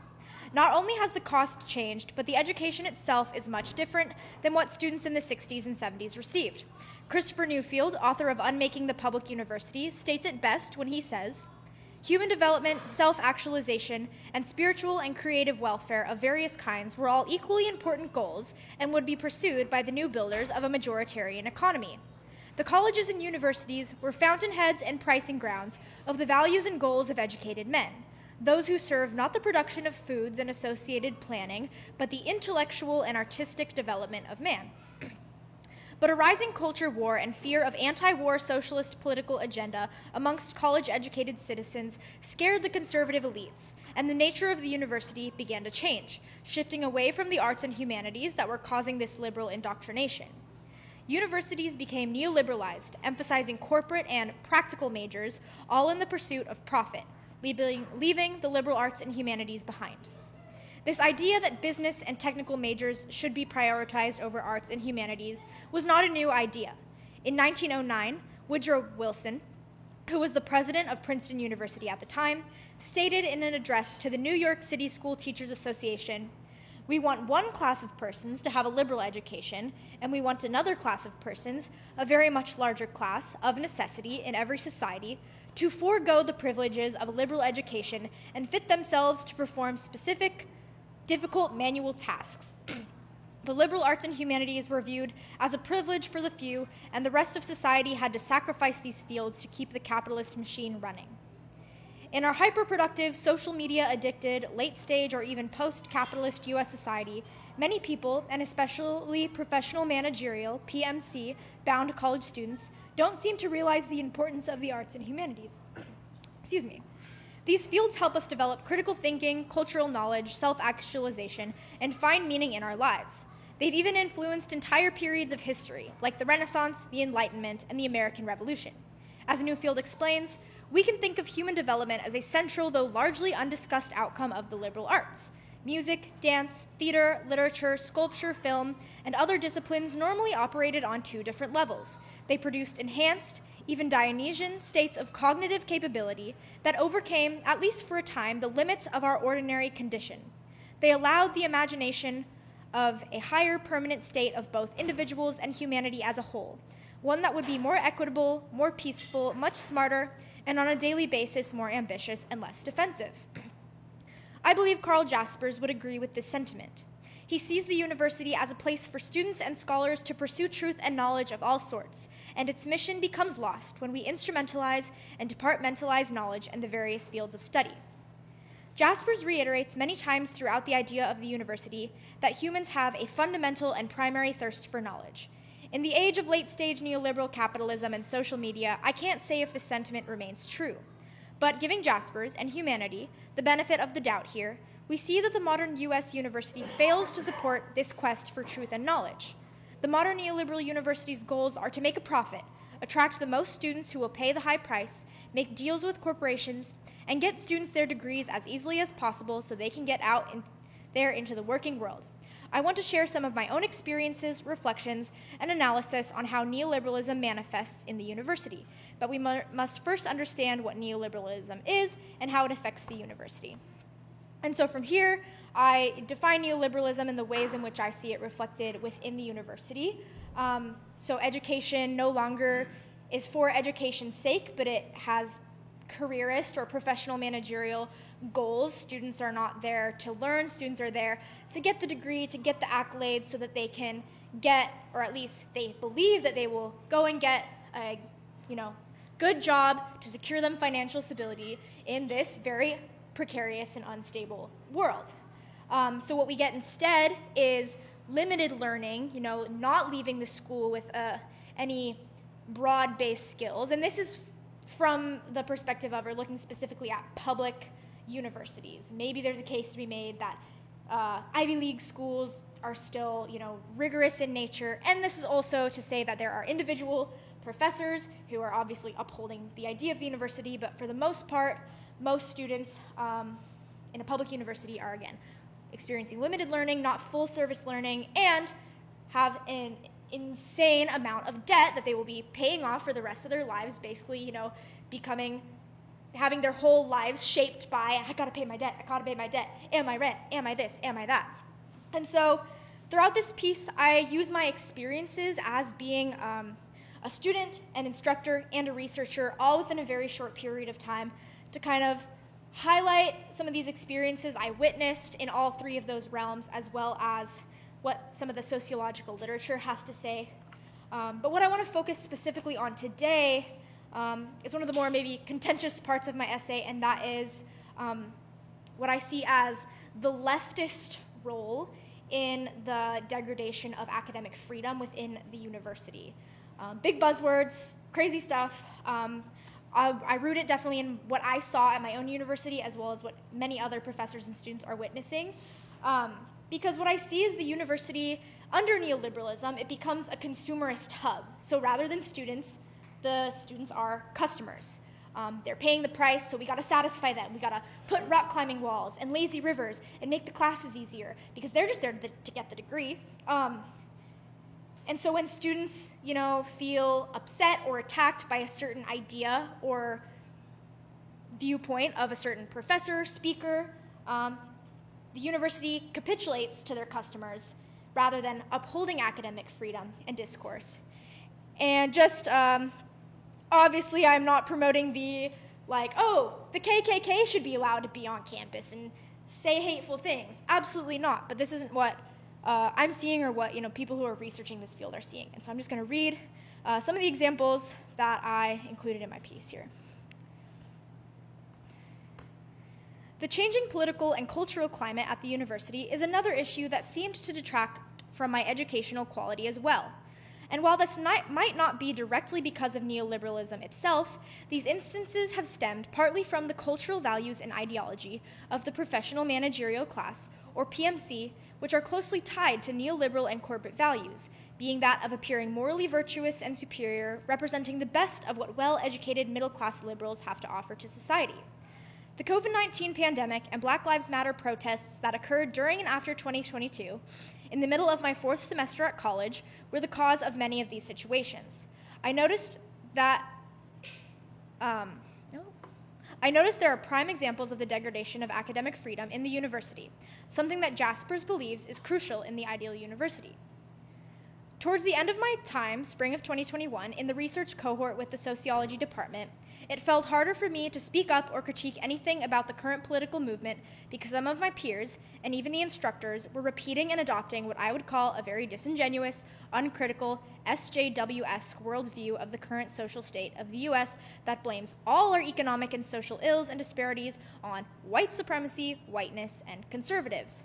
When analyzing the responses to interview questions about race and the current BLM movement, which some students incorporated into their research on the neoliberal university, rather than trying to understand the cultural and political conditions that made these more conservative or seemingly less empathetic responses possible, responses that were critical of the BLM movement or didn't see any real racial disparity in the US, some of my peers instead just made fun of the students, calling them racist and blaming white supremacy in general for their bigoted worldviews. This attitude within the sociology department coincided with the general PMC wokeification of my university and universities all over the country. I will share 2 examples of this wokeness playing out at my university, but other instances occurred as well during the 3 years I was a student, and events like this have happened at universities all over the country. The controversial political science professor I mentioned earlier, the one who I would probably say is the best professor I had in college. I mentioned him earlier in the essay. He taught 2 political philosophy courses where we just read books and wrote essays. And it was great. I had a great time. But he was controversial. He came under fire multiple times for, to put it simply, saying typical conservative things. Without revealing the identity of this professor, he was accused of having the blood of transgender people on his hands and even called a murderer for his critiques of puberty blockers and the effects of transgender activism on the family. More recently, he was under fire from university students and faculty for comments made about women in the workforce at a conservative conference. He was called a sexist and misogynist, and students who had never taken his courses wanted him fired. I took 2 of his classes over the course of my time at the university and witnessed firsthand his equal treatment of all students. He even told me at the end of one course that despite our political differences, he was happy to have me in his class and wished I spoke up more. Another issue occurred among some of the students in the student government. During the 2019-2020 school year, my university removed a Starbucks from campus and replaced it with a local coffee shop, a change that I was quite happy to see. This business was woman-owned, and they made a point of trying to hire mostly other women who were students on campus. The owner of this coffee shop also happened to be married to a police officer who was injured on the job. At their other location in the city, the coffee shop had a small Blue Lives Matter sticker on their window to show support for the police. when campus activists, many of whom were involved with student government, found out about this owner's background and support of the police during a time in which slogans like ACAB, all cops are bad, and abolish the police were popular, they were furious with the university for supporting a racist business and wanted the coffee shop removed from campus immediately, even though the on-campus location had no political stickers or flags showing. Student government representatives began email chains discussing the removal of this business from campus, and the student government president at the time sent an email in one of these chains asking the student officers to be careful about what they were saying, as it is not in the student government's jurisdiction to be involved in the affairs of businesses on campus or try to get them removed, especially because there were third-party organizations and legally binding contracts involved. Not only was this coffee shop eventually asked to close their campus location, but the student president had complaints filed against him for being anti-black and a white supremacist for supporting the business just because he told his peers they are not allowed to use their student government positions to advocate for the removal of this coffee shop. The student president at the time, who advocated for himself within the hearings and brought up multiple times that he is in fact Asian American and not white, was removed from his position. As I recall these instances, I see how they could be viewed as extreme or just a reflection of the campus politics at my specific university. I can assure you, though, that events like these have happened at some of my friends' universities as well in the last few years. Greg Lukianoff and Jonathan Haidt share a plethora of examples like these in their 2018 book, The Coddling of the American Mind: How Good Intentions and Bad Ideas Are Setting Up a Generation for Failure. Throughout their book, Lukianoff and Haidt argue that there are 3 untruths that have dogmatically taken over the everyday proceedings of college campuses, influencing students, professors, and even administrators. Those untruths are 1, the untruth of fragility. What doesn't kill you makes you weaker. 2, the untruth of emotional reasoning. Always trust your feelings. And 3, the untruth of us versus them. Life is a battle between good people and evil people. In a university that functions with the acceptance of these beliefs, many students and professors have limited academic freedom and, like myself within the sociology department, feel like they can't be critical of the current progressive movements, thus pushing us towards silence rather than rigorous academic dialogues, disagreements, and discourse. Throughout the 1930s, Karl Jaspers was opposed to German National Socialism and became increasingly critical of noteworthy German existential philosopher Martin Heidegger's affiliation with the Nazi Party. Jaspers was excluded from administrative involvement within the University of Heidelberg and was eventually removed as the professorial chair of philosophy and subjected to a publication ban. Perhaps because of his personal experiences as well as his philosophical undertakings over the years, Jaspers was acutely aware of the importance of academic freedom within the university. Like the church, the university derives its autonomy, respected even by the state, from an imperishable idea of supranational, worldwide character, academic freedom. This is what the university demands and what it is granted. Academic freedom is the privilege which entails the obligation to teach truth, defiance of anyone outside or inside the university who wishes to curtail it. And that is a quote from Jaspers. While academic freedom does not necessarily grant the freedom to say or do whatever one pleases or push political propaganda, as even Jaspers points out, students and professors of differing backgrounds and worldviews must be given the space and ability, free from negative social or academic repercussions, to explore and discuss ideas in the pursuit of truth. And this is something that we're trying to, uphold in Theory Underground. It's why we published a piece with both Daniel Tutt and Nina Power, 2 people who have their disagreements, and they need to be centered. And so, in thinking about the role of the university in any sort of movement to make the world a better place, I think right now the fields within the university that originally, are designed to liberate us from work, to liberate us from the drudgeries of life, like the liberal arts and humanities. Not only is the neoliberalization of the university kind of pushing these fields to the side and saying, well, you can take them as extracurriculars if you want. That's not why you should be at the university. You should be here to pass your classes, to get a degree, to go work for Micron, or to go work for Google, or wherever. Valid, we all gotta do what we gotta do. We all need our jobs and careers, and we need the internet. But those aren't the fields that give life meaning, or that allow us to explore the meaning of life, to explore philosophy, and in turn, movements that make the world better, so that, Class Unity is doing great work on. And so when these movements come in, these consumerist movements come into the university and co-opt the liberal arts and say, now we can only talk about the things that are politically correct, we're tarnishing the reputation of the university, and we're tarnishing this idea of a community of truth seekers with academic freedom to really struggle and understand the problems in the world and how to make the world a better place and a more livable place that honors our humanity and gives us the leisure time and the time energy to explore art and culture and philosophy. When that doesn't exist, workers then become alienated from the university. Everyday people become alienated from the university, left or right, because it's no longer a space for, the people who want to be there to discuss big ideas to do that. And so, but the conclusion of my piece basically says that I've not given up hope on the university. I'm in the process of applying for a master's degree at the exact same university that I was just complaining about, partly because I have connections there. I'm hopefully able to teach the University 100 course again, or University Foundations 100 course again, but it's because I do believe in the idea of the university, and so long as there are professors on campus, other students who are willing to have the conversations, do the readings, professors like Todd McGowan, Samuel Longcar, Daniel Tutt, who care about students, who care about rigor, who care about the ideas, then the idea of the university will live on, and hopefully leading by example and kind of reclaiming academic thought in working class spaces as well can lead an example for people right now and following generations, like Daniel was saying, to see, maybe there is something good in the liberal arts and something good that can offer us.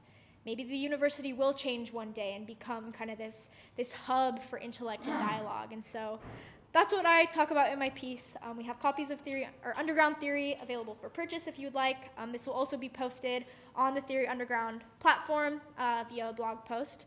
So thank you so much for your time. I think we're going to hear from Nance next. I'll give my little introduction to Nance. So Nance is one of the biggest supporters of Theory Underground in terms of time energy. He has been there from day one, doing 12-hour readings with Dave, writing a bunch. I've seen him grow from kind of being shy and quiet to out here saying what he has to say because he's put in the work. Something that I said about him the other day, which I think I believe it. It's that Nance is the perfect balance between optimism and pessimism in this space. Like I said, he's put in the work. He's going to tell us something interesting. And so without further ado, please welcome our Arizona skateboarder boy, Nance.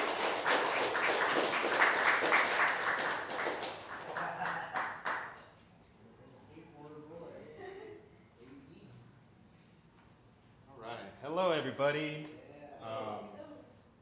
Thank you all for coming here this evening, afternoon. I don't know what time it is. I don't know what day it is. Thank you, Internet. I'm not great at speaking. Most of my life I have kind of kept my mouth shut and just got to the business of doing what needs to be done. So having a platform is new and cool and interesting, and I've been playing with it in new ways. I got stuff in my teeth. It's probably chew. It might be pizza. Don't look at my teeth. So, yeah, it has been really, really cool to be able to do the thing that I have sat back and watched enviously. I see people get up and say things that they feel matter and that I also agree with, but I've never been able to do it. So having eyeballs and ears is really cool. So thank you all. I'm going to read a little bit from my piece in the volume, and we'll go from there.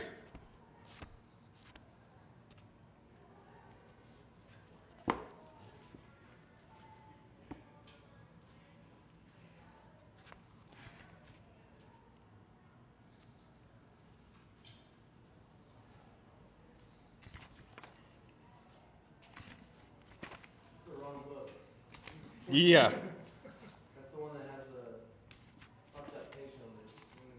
Yeah, this is the proof copy, not the shiny copy that you all have, but here we go. So my piece is called The PMC and the Walls That Separate Us from Them, and it has a long subtitle that Dave and Mikey and I spent probably too long trying to figure out what it should be. Because, yeah, again, it's cool. This is the first time people have been able to buy a book that has my words in it. So, yay, that's cool. I got you. Thank you so much. So here we go. Universities as apparatuses of class reproduction. One of the biggest impediments to setting our institutions back on track, of serving the public good rather than capital itself, is that the point of the university itself has changed. The Marxist critique of the university being for-profit misses the point that its real function since the early 20th century has been the production of the professional managerial class, the PMC. At the beginning of this piece, I referred to the invisible walls that separate me from my class. My class is the PMC, but I cannot be a good PMC because I don't have a degree. To the PMC, the point of the economy is not profit in an exchange economy. It is prestige in a recognition economy. Until recently, the economy was driven by death and decay, innovation and entrepreneurship, discipline and elbow grease, stick-to-itiveness. American exceptionalism, profit, value, interest in derivatives, money. Now, the prime commodities, which sit atop all human hierarchies, are expertise and education, status and recognition. It is undeniable that in many mainstream social, political, and economic spaces, one's actual merit matters far less than one's apparent merit. One can do their job to the best of their ability, be dependable and flexible and dedicated, but all that means nothing if one is not seen doing and being these things. Maybe this is what Baudrillard is getting at with his claim that sign value has superseded exchange value. Success is now dependent on telling one's story in a compelling manner, while winning respect from professionals. If you don't give a reason to buy into your personal brand, give a sob story, or leverage often irrelevant demographic information to make yourself appear special or uniquely valuable, then you will quickly come up against a dead end of your career. This is, of course, not entirely new. It is just standard bourgeois bullshit. What is new here is that, with the advent of platforms, this has ceased being a game only played by the elite. Now everyone feels this need. Even small business owners, high school teachers, police, and regular working people feel trapped in this recognition economy. In the control phase of capitalism, the lie of bourgeois self-actualization has been foisted upon the masses. We've internalized the need to perform our deservingness. The fact that this has trickled down into the very hearts and souls of regular working people is no accident, because the means by which class society gets reproduced have changed in ways fundamentally different than what Marx was looking at. The professional managerial class and the schooling system erected to rationalize its function forever changes how workers see themselves and others. Now, what follows in this section might not be of more than a passing interest to people who were never Marxists, much less people who have never associated with Marxists. But I was and do.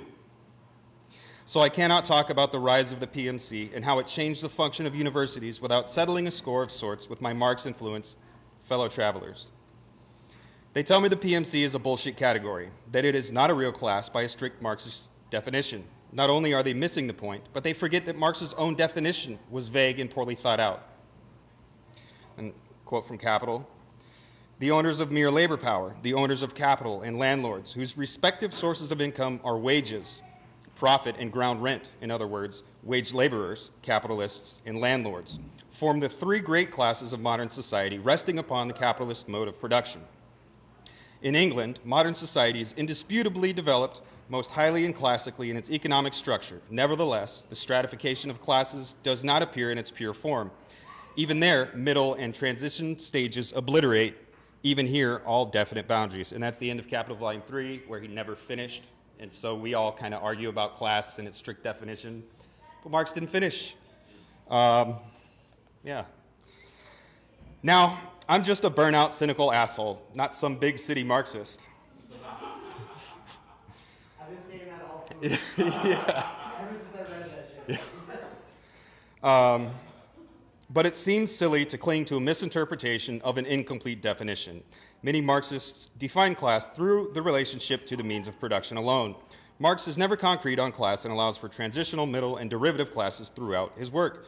Moreover, he admits that these pure forms never live up to themselves, that they are tools for analysis and interpretation rather than prescriptive commandments meant to end further analysis. Marx never laid out an exhaustive, definitive analysis of class.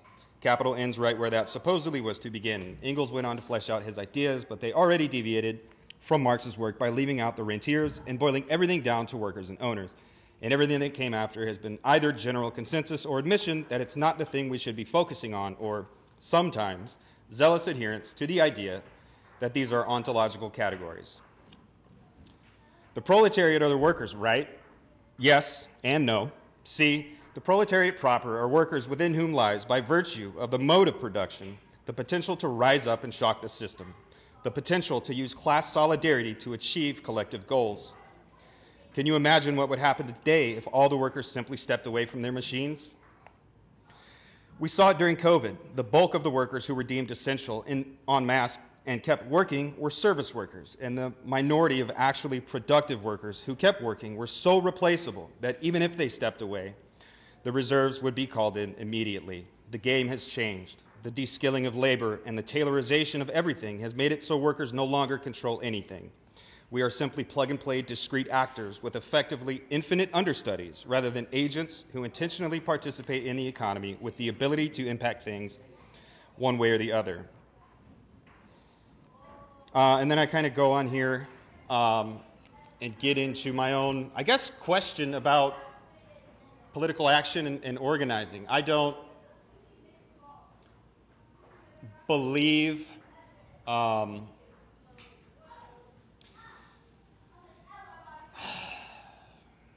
that organizing is effective. I mean, well, I don't know if I would say that. You were kind of talking about how unions aren't playing the game they claim to be playing. We can have 12 unionized baristas in Soho, and that might be a good thing, but you know, the rail workers got screwed over, and that wasn't really talked about a lot. I mean, it kind of did hit the media, but it also wasn't the big thing. We were very excited for Amazon warehouses to be unionized and individual Starbucks to be unionized, but that's not really developing, at least from me. I don't know. Again, I have no idea. I'm dumb, but it doesn't seem like it's the most effective thing to be doing, and it seems like we should be asking other questions. The majority of workers are very, very precarious in their situations, and they don't, and they like, they're all discrete instruments. I think when we talk about developing solidarity and class consciousness, we have to accept the fact that we don't even recognize ourselves as humans. We recognize ourselves as tools, as instruments, because every job has been de-skilled and tailorized to the point where you press a button or you pull a lever or you do one simple repetitive task over and over and over and over and over again. So I kind of talk about recognition in here. And I think before we can have like a broad universal recognition that'll lead to a universal solidarity, we need to work on recognizing ourselves as humans. And I think that's going to take some Lacan probably. And again, I no idea Lacan's next level stuff, but I like to read him, I like to study him, I like to talk with people who know more than I do and ask silly questions. There we go. So, you do read him in French. Yeah, we are. Yeah, we're reading this. Yeah. Just saying, come on. I'm good. Yeah, we do spend a lot of time at Theory Underground doing a lot of things differently that allow people like myself access to what I always imagined university would be like. I don't know. I tried to go to school 3 times and I dropped out. I had kids early, and I joined the military for the poverty draft. So it is really cool to be able to spend 12 hours reading Richard Voland, or spend hours reading Lacan in French and Heidegger in German, and reading Foucault earlier this afternoon. It's really cool. And then we come and we do these hybrid events, and we're figuring stuff out. We're learning. We're failing publicly. We may look foolish to some people on the outside, but those of you that are here and here, we hope you get it. I think you get it. You didn't walk out. And thank you all so much for coming. This is really ultimately nothing without you, because Dave and I would probably be sitting at home in our underwear reading regardless. Not together. Yeah. I mean, I would, but you wouldn't. But again, yeah, thank you all so much for coming. Dave is going to come up here and close it out, and it's going to be awesome.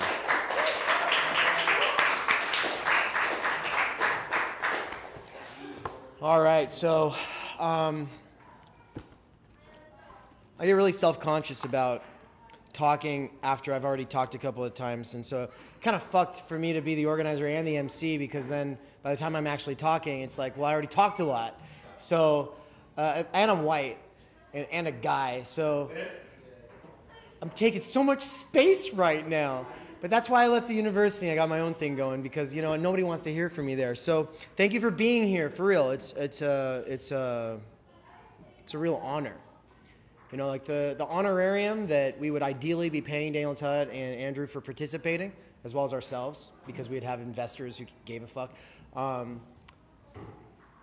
word honor in the honorarium that visiting professors get paid, that matters. It matters because it's not supposed to signify your commodity value, your exchange value. It's an honor, and that's the end of the story. It might be a $20 honorarium, a $50 honorarium, but when Jordan Peterson demanded $50,000 to $75,000 because I was trying to orchestrate a debate between him and Richard Wolff, I was like, that's not the point of an honorarium, my friend. And when I had been talking to Zizek about maybe doing that debate, he said, well, if he gets $50,000 to $70,000, I want $50,000 to $70,000 too. And I thought, well, that's fair though, because come on, I mean, if he's going to get it, then... And there were people who were like, you should crowdfund it, just make it happen. And it's like, no, we're going to do a conference in lieu of a debate and make a fucking point that he doesn't care about a conversation with us. Okay? Because he was running around on the internet talking to Joe Rogan and stuff like that saying, Marxists won't debate me. Marxists won't debate me, like weeks after canceling on Doug Lane at Zero Squared at the time, right? And so initially I tried to set up the debate between those two, between Doug and Peterson. And the answer, I never got an answer when I tried to set up that debate. But someone during a Reddit AMA we'd already made a bit of a meme of this, right? The fact that Peterson was dodging a debate with a Marxist right after saying that he wouldn't, or no, not after, but then going and saying that Marxists wouldn't debate him. The Reddit AMA questioner called him on it, and he said, oh, well, I canceled on that because it was too small of a podcast. And I thought that was funny because he goes on lots of small podcasts. He always did. And not only that, but why did he agree to it before backing out? Why agree to it? You could look at it and see that it's small. But that size thing is interesting too, right? Because if all we care about is propaganda and getting a message out and affecting the mass, aggregate, as much as possible, it's purely instrumentalized. Every one of the words that comes through our mouth, we're weighing those words. And when I talk to people who are seasoned veterans of political activism, they're like that. They're ready for their soundbite. They've got it ready to go because they've gone on television. They get their moment. They're going to say their thing, and it's max efficacy. And there's a space for that. There's a place for that. When you know what you're doing, when you know what the solutions are, when you know who your audience is, when you've got it all figured out, absolutely go for it. But the fact is we don't know all of these things because we are in a new media landscape. And we also, at least I and a lot of the people that are my fellow travelers, suspect that there is an issue here, and that is that we are losing contact with... We good? Okay, just thought he's telling me, pack it up, get out of here. Okay. I've got the attention span of a squirrel. What's that?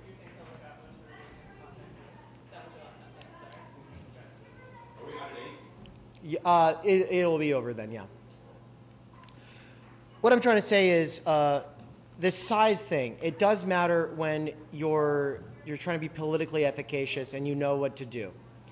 But if you're trying to figure out what to do and you're trying to understand what's going on, it can be very hard to get a grasp of the situation when everyone you're hearing from and trying to communicate with it has their agenda already figured out. And they're saying, well, get with it.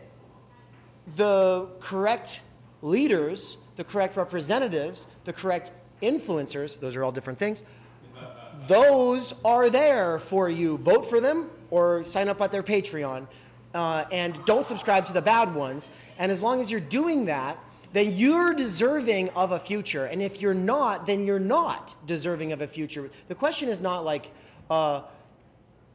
trying to understand the contradictions that are constituent to every field, though. The contradictions that are constituent to every subject matter, though, right? And so that, for me, is fundamental. It was Zizek or Mikey Zizek, who has helped me understand that dialectics is, in part, understanding those contradictions. It's not just that they get worked out in a revolutionary moment. It's also that, and it's not just trying to synthesize them. No, it is actually the constituent contradictions themselves that make the field what it is. You cannot say you're an anthropologist or a sociologist or an economist or a political science person if you cannot tell me who the primary texts are, who they are by, what their disagreements were about. Take that PhD and throw it out the fucking window if you cannot do that. And if you read Anne's piece, she did a sociology course and never once did they read a primary text in that entire thing. A bachelor's degree in social science, and she didn't read a single primary text in the field, right? I was blessed to have a couple of real philosophy professors along the way. Yeah, the only reading I did was from that conservative professor who's canceled now. I only passed. And, I did a philosophy introduction for my online. guys, there's a microphone. We'll get, I'm gonna cut myself off here. So basically, this is the thing. We're trying to do something different, and the PMC is a very hot topic that people want to say was resolved a long time ago, and that it's just some post-left edgelords on the internet who are using it. And I think they just haven't tarried with Barbara Ehrenreich. She's a real thinker. People don't want to read women these days. I think that she matters. I think that anybody who wants to disagree with her, I call everyone out who disagrees with it. In my submission, Lefter Than Thou, I say, every person who's just like, it's usually not the point. PMC is not usually the point of the discourse or the thing I'm saying at the moment, but because I say it in a chain of other things, it derails everything, and people are like, oh no, I don't like that term, and it's not a class, and all of this other stuff, and it's like, and then I always go, okay, so what have you read? Okay, this is a field, all right? If you disagree, read the fucking woman who coined the term, and then do it. Actually engage with her. It drives me crazy. I don't care if it's the correct term. I have swapped out the class thing. I say professional managers of capital. Ooh, now I've sidestepped it and I get to keep the acronym, right? But that's what they are. They have a key role in the reproduction of a class society, and they want to disavow that role and tell white workers, well, you're white, so we don't have to listen to you. Well, you're a fucking PMC. And you don't realize that you're a PMC. You want me to recognize that I'm white, but you won't recognize that you have a very special position in the reproduction of capitalism that goes back to the early 20th century. At the time when there was a genuine socialist movement, at the time when Lenin did what he did, at the time when Eugene Debs was doing what he was doing, which came about 30 years after American populism coined the term populism, right? There was this kind of, and that was, set aside the political agenda of populism that you might not like towards its tail end. The fact was, it was responding to the fact that there were people on the East Coast mostly calling all the shots, saying they know what was best, and everyone else, your job is to follow, they will lead, and just mind your manners, really. Your job is to vote for, subscribe to, or pay for the most important people. That's me, not that other guy. And you're supposed to sit there and go, oh, okay, for sure. And early populists were like, no, I think we should be able to read stuff for ourselves, you know? And it was like, fucking yeah, let them. And so like there were like these little blue books, and they were like worker-sized books, and there were entire, like, there was a movement of millions of workers like reading, and it was really cool. Democrats hated it, Republicans hated it, both sides fucking hated it, and that's why they started rolling out systemic racist policies to break it up, because it was between millions of black and millions of white workers who were black farmers and white miners, and they had joined together in the Farmers Alliance, and that became the Populist Party. We erase all of that, right? W.E.B. Du Bois does not write The Talented Tenth in a vacuum. He is catering to an audience of capitalists who are terrified. And he's saying, don't worry, guys like me can represent black people. And then, well, Booker T. Washington and W.E.B. Du Bois do this. Du Bois becomes more of a socialist later, but in the early days... As a what? As a Stalinist? Oh, he died as a Stalinist, right. He never... No, yeah, no. He never went liberal. But in his early days, though, and this is just it's a controversial essay, The Talented Tenth. He's just saying every race has its talented tenth, and they need to lead, and they need to help elevate the bottom 90. And I think that, yeah, at a basic level, there are people who are gifted, and they do have a special responsibility. And so I'm not saying he's wrong, but I'm saying that the discourse at the time was the same one that Frederick Winslow Taylor was a part of, which was the principles of scientific management. This was actually something Lenin was like, hey, you're not wrong, man. We do have to do our utmost to make things more systematized and to make workers more replaceable so that we can just be more efficient, because we're all competing at this world stage and socialism has to win. I'm really truncating it, and I'm going to just skip over basically all the rest of it. All of this, though, pertains to education and what schooling became. Schooling became telling you your purpose in life is to either be a worker or to be a professional or manager, right? So PMC speaks to the fact that this was set up expressly to do exactly what Anne was saying when she read that quote, right? The quote from Woodrow Wilson that said, we don't want artists and poets and philosophers coming from down there. We don't need to find them. We don't need to find that little Einstein who's in the population. Nope, we've got way more than enough. In fact, we'd probably prefer to have a few less. Now, he never quite came out and said that part, but the point was, no, we don't need them. Well, on page 321 of Underground Theory, I have another quote that I kind of want to close out on, and it relates to this. Gosh, why is this book so hard to find things in? Page 322, my bad. Now, this is a quote from a book by a libertarian author I've got mixed feelings about, but I think he does important work. It's called Weapons of Mass Instruction. And it's interesting that he's kind of a libertarian, but at the same time, he will bring things back to class in an important way. Because I think he was in dialogue with some Marxists or something like that. But he says, just two men, Carnegie and Rockefeller, were themselves spending more towards a progressive vision of education as late as 1915 than anyone else, man. Carnegie and Rockefeller were like the two richest people that ever existed. We can say that there's richer people now, but they didn't have as much power. Power was centralized in a way that it's not today. Power is centralized today into a duopoly. At the time, it wasn't. All right? In this laissez-faire fashion, a system of modern schooling was constructed without any public participation or even much public knowledge. Motives were complex, but it will clear your head wonderfully to listen to what Rockefeller's General Education Board thought the mission should be. Its statement occurs in multiple forms, this one taken from a 1906 document called Occasional Letter Number 1. Okay, Letter Number 1 comes a year after the 1905 revolution in Russia. They were not ignorant of what was going on over there. They said this: in our dreams, people yield themselves with perfect docility to our molding hands. The present educational conventions of intellectual and moral education fade from our minds, and unhampered by tradition, we work our own goodwill upon a grateful and responsive folk. We shall not try to make these people or any of their children into philosophers or men of learning or men of science. We have not to raise up from among them authors, educators, poets, or men of letters. We shall not search for embryo great artists, painters, musicians, nor lawyers, doctors, preachers, politicians, statesmen, of whom we may have an ample supply. The task we set before ourselves is very simple. We will organize children and teach them to do in a perfect way the things their fathers and mothers are doing in an imperfect way. I don't think the Carnegies or Rockefellers were evil, conspiring people. I think that the progressive vision for the United States was a little freaked out by worker organizing, and it said, look, that's just going to tear apart the fabric of society. It's what Nietzsche was seeing in the book that Daniel is publishing in February, How to Read Nietzsche Like a Parasite. Like, Nietzsche is this amazing figure because he comes out and says very bluntly what the progressive vision of the United States never just came out and said so clearly. Of course, they kind of did at the founding of the education system. Nowadays, it's very easy for progressives. Right.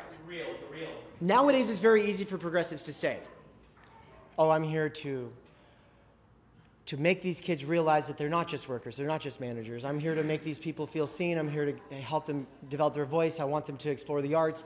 So, of course, we have teachers in every educational system, hopefully, who are doing the good work. But the point is its structure, its form, and its purpose was always this division of labor between manual and mental. And so that's what we're trying to undo. And I go into the historical development of the PMC quite a lot in here. The title, Lefter Than Thou, is a self-critique first, and critique of everyone else on the left at the same time. My enjoyment that I realized, thanks to Zizek, enjoyment in the technical sense, Todd McGowan is using it as well as it's jouissance. You know, we say juice sauce, right? Juice sauce. But we just enjoyment. What it means is like that sort of guilty or intense kind of enjoyment, that kind of thrill that destabilizes your pleasure, right? And that you don't identify with. That's the key part that usually gets left out. You don't identify with your jouissance. It hijacks your fucking day, but you're getting a kind of enjoyment from it. Road rage, gambling, porn addiction. These are all examples. But binge shopping. Everybody's got it in their various ways. Leftists have it in saying, I'm lefter than thou. I thought that would be important to tie in, especially, I didn't realize class unity was going to be present, and so, or like at least some members of it. And so I just thought, you know what? We spend so much time trying to push the lefter, that we forget we're actually enjoying being the coolest motherfucker in the room who knows more, right? So there's something to that. I think that this is true of the post-left. This is true of the anti-left. This is true of every conservative who comes from the left. This goes back to James Burnham. This goes back to all of the neoconservatives who left Trotskyism. And it's because they were always lefter than thou. That was always the form of their enjoyment. So even though they switched sides, they didn't change anything. And I think that that's something for us to think about. It's part of why I don't care about the term left. And the other reason... the other reason I don't care about the term left is because I think a lot of people would rather let the world burn than actually do anything with people who disagree with them, who might have voted for Trump. But I say, if you can get a Trump supporter to get behind something that matters, if the thing actually matters, then I think we should do it. I'm saying we in this very open sort of way. Everyone, anyone, I don't care. So thank you.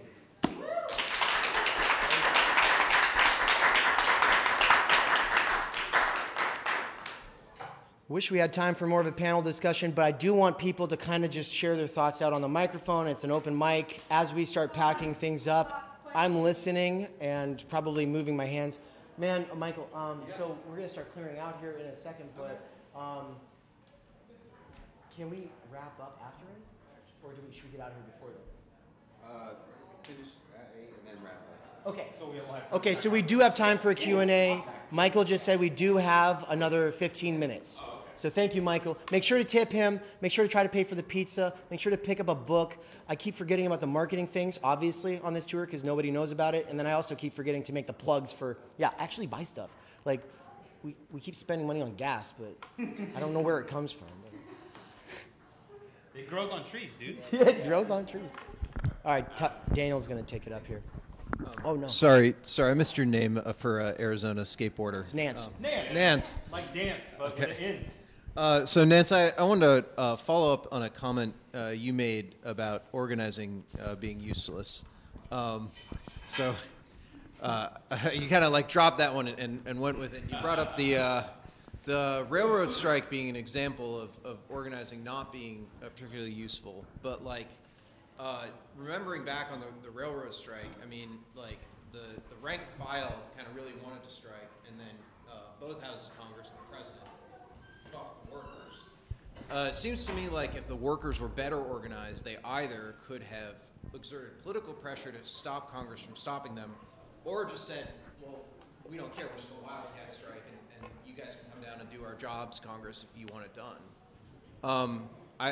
I don't know, to me it seemed like an example of not organized being useless, but not being enough organized and needing more.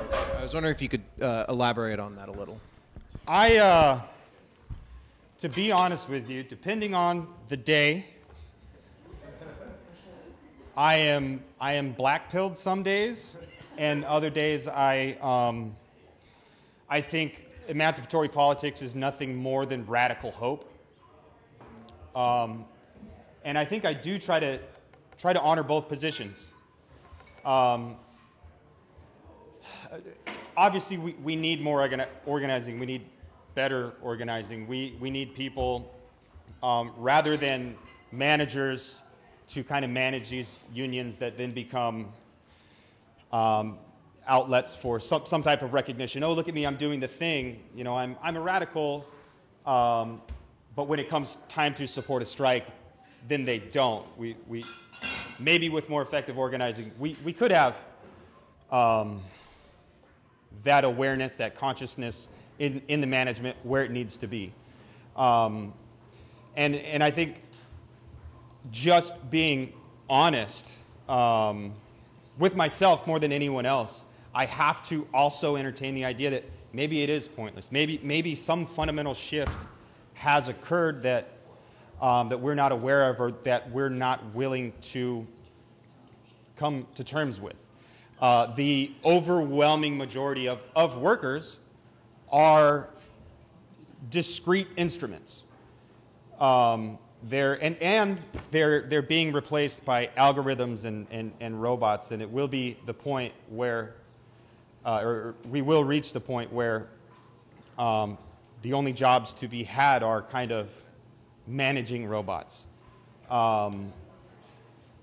So, yeah, I think I'm trying to be honest with myself when I say things like that, because I do think it's a question worth asking. However, a lot of my friends are dedicated to organizing, and they say the same thing. They say, no, we just need better, more dedicated, more based, if you will, organizers. And I hope that's true. I'm not sure that it is. Can I make a comment? I understood Nance's point a little differently, maybe. I understood what you were saying, which is the left says to raise political radicalism, organize. But Theory Underground says that that's not exactly adequate. There's also this untapped desire to actually turn to books and knowledge for radicalization itself. And I wanted to ask you if you have witnessed in your own life as a working class person, you know, like, it seems to me that that's a harder task, to get people hooked, addicted, crazed, to spend so much of their life invested in actually delving into theory, into the world of theory. How does it happen? What triggers it? Is it totally accidental and by chance that people fall into that well? I can talk about myself. Of course, it was all accidental. But how does Theory Underground become a catalyst to start a fire so that theory becomes something politicized, not necessarily within the bourgeois university? Or, yeah, I mean, it's both, right? It's both. It's both. But yeah, what do you think? Yeah, of course it has to be both. And I guess from my perspective, I have decided that yeah, theory is more radical or has more radical potential than organizing. Just from my perspective as a worker, the people that I've encountered who have been open to socialist politics have also been very dismissive of actual workers, and again, these are only the people I've encountered in the jobs that I've had and in the circles that I've moved in. And yeah, workers are going to say and do things, and they're even going to believe things that are wrong and harmful and hurtful and detrimental to and that may even preclude human flourishing and all these things. But I think through theory, I've been able to address that in my own family. They're fundamentally conservative. We would recognize them as reactionary because they're American workers. And I think we have to honor that and say, first of all, they're not wrong about everything. And we might be wrong about some things. And not even might be. We are. We are wrong about some things. We're probably wrong about many, many things. And again, that's why I go back to the radical hope, because at the end of the day, I kind of find myself in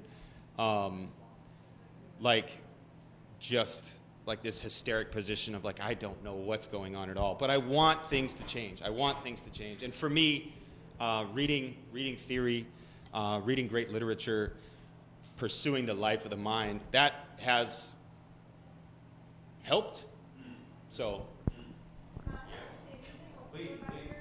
And then we'll give Mikey the chance to ask or say what you want to say. So something that I have noticed as I coin myself the token woman of Theory Underground, it's tongue-in-cheek. We obviously have many female contributors to the anthology. Got some ladies here today. But an observation that I've had, being a woman in this male-dominated space, is that it is male-dominated, but maybe that's not a bad thing, in the sense that I think the people that we have met along this tour, the people who tune in live, they're guys with a rough background, in the sense that, not even just rough background, but they're guys. They're dude bros. We've got buff, tall guys. We've got personal trainers. We've got skateboarders, ex-punks, ex-hardcore kids. And I think there's something, the appeal of theory for all of these people, and then the women that we've met also, the very nature of it is liberatory, and the very nature of it, I think it helps maybe men in particular who are missing something. And so by doing what we're doing, by coming out here and by showing, hey, theory doesn't have to be for these elite white men in the university. It can also be for the skateboarder punks and the ex-hardcore kids and the ex-hardcore women and the very feminine women and the very masculine women and anyone in between. Just by taking it out of the university and having conversations in a pizza place that has a very funny story, I think will also draw people in. And I really hope that you know, as the situation economically, politically, culturally gets worse and crazier, people will turn to the arts and humanities. I mean, we already see that in New Jersey. We met with Damien Rucci. There's a PBS documentary about him in the New Jersey Poetry Renaissance. He is some working class ex-punk dude, bro, currently out of a job, and he is like about ready to tour as well in this poetry scene. And he sees a rise in working class people who are working with arms manufacturers and as butchers, like finding meaning in coming and being able to do poetry and create art. And so something about it, not only for like the men that I see in my life, but I think everyone, there's just something intrinsically liberating about philosophy and theory. And so I hope that people, by just doing what we're doing what you're doing, will make it accessible to those people. Let's let Mikey ask his question, and then we can go back to you. So Mikey, go ahead. You are muted. Okay. So, yeah, great talks, everybody. This has been Hang fun. tight. Oh, wait. Okay, start over. Okay. Can you hear me now? Yes. Okay, good. Okay. This has been great. Great talks. A lot of fun. Have you guys seen Hillary there? Where's Hillary? Okay, yeah. All right, whatever. Moving on. Okay, so yeah, like Daniel, it's good to meet you. I don't think we've ever gotten to really talk on, or at least via camera. So it's great to be here with you. Yeah, like it's funny when you mentioned the thing. Like, was that our disagreement or was that you and Dave? I can't remember. Because Dave's the one who worked in Amazon. Oh, okay. I thought it was you that said that. Maybe it was Dave. Well, what it was when I did my critique of Slavoj, you guys did a stream immediately following it. Like, all right, Tut did this. What do we think about it? And I remember, Mikey, you were saying that, well, Tut has the tendency to kind of think of the workers as more, I guess, easily organizable than they really are. I work in a factory. It's fucking impossible. They don't respect what we're talking about, et cetera, et cetera. Does that ring a bell?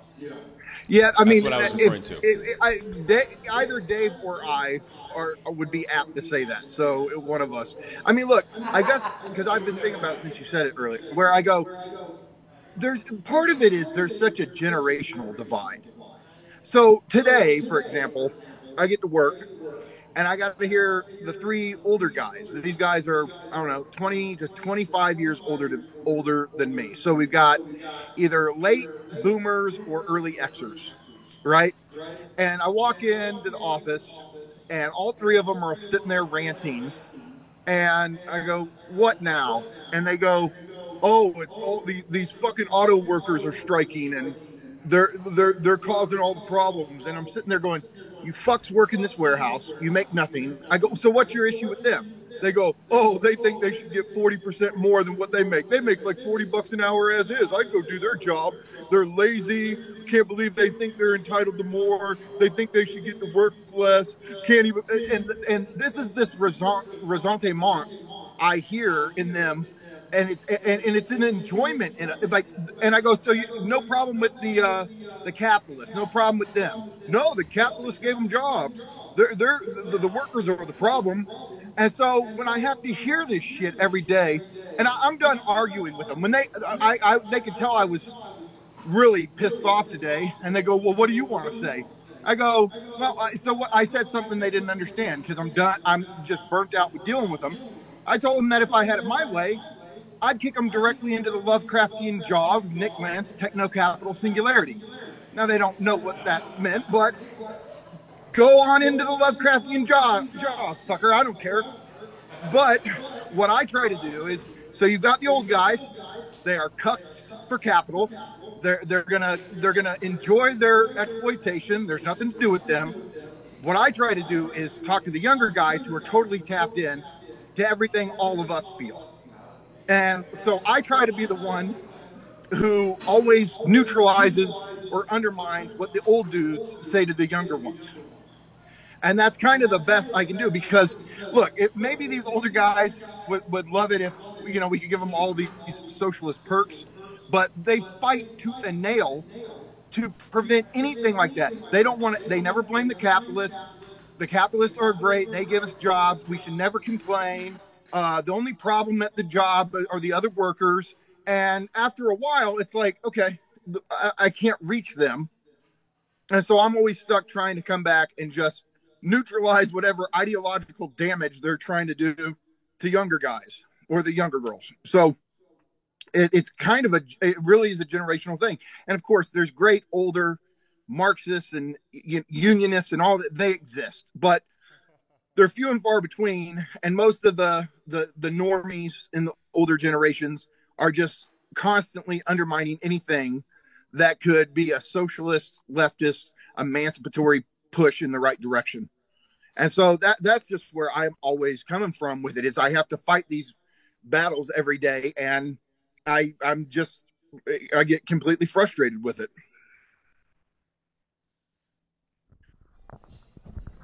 I mean, it's very helpful. I mean, I feel like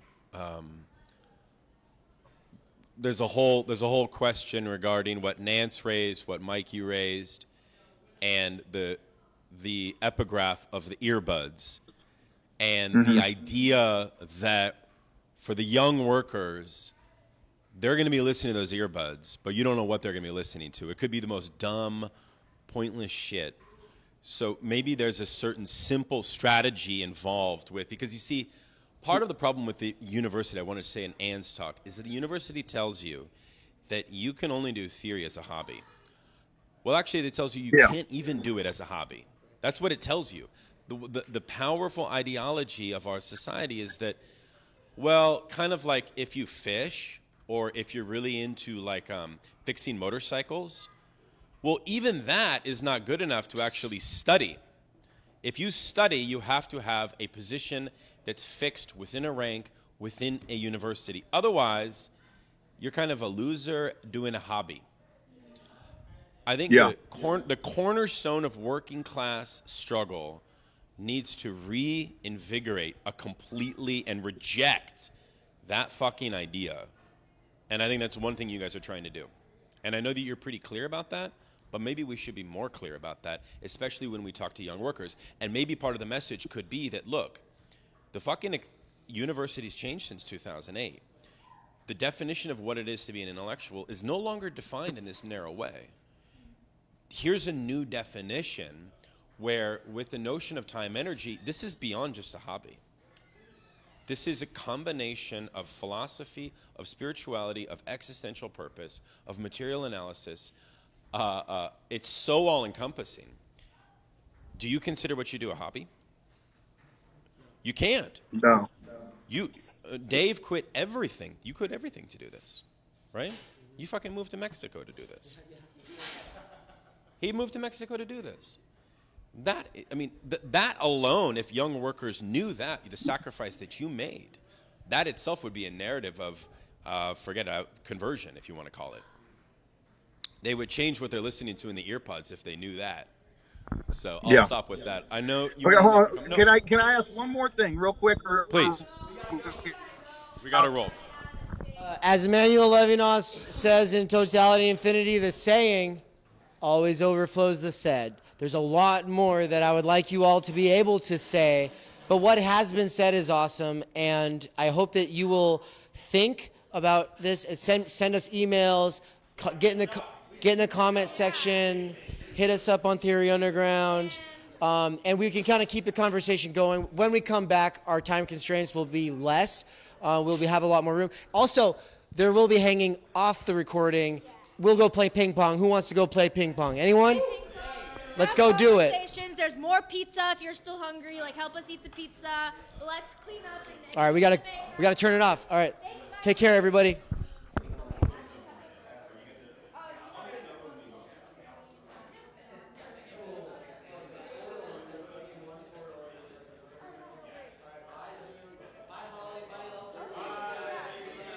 So much. Recording stops. Have Ann take everyone across into there. And can you take everyone into the ping pong area? What's up, man? Hey, and then just put the money in my hand, I guess. We didn't think about. We don't even have a cash register. I know.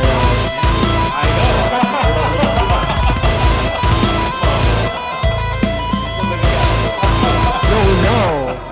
It's fucked. We can pretend.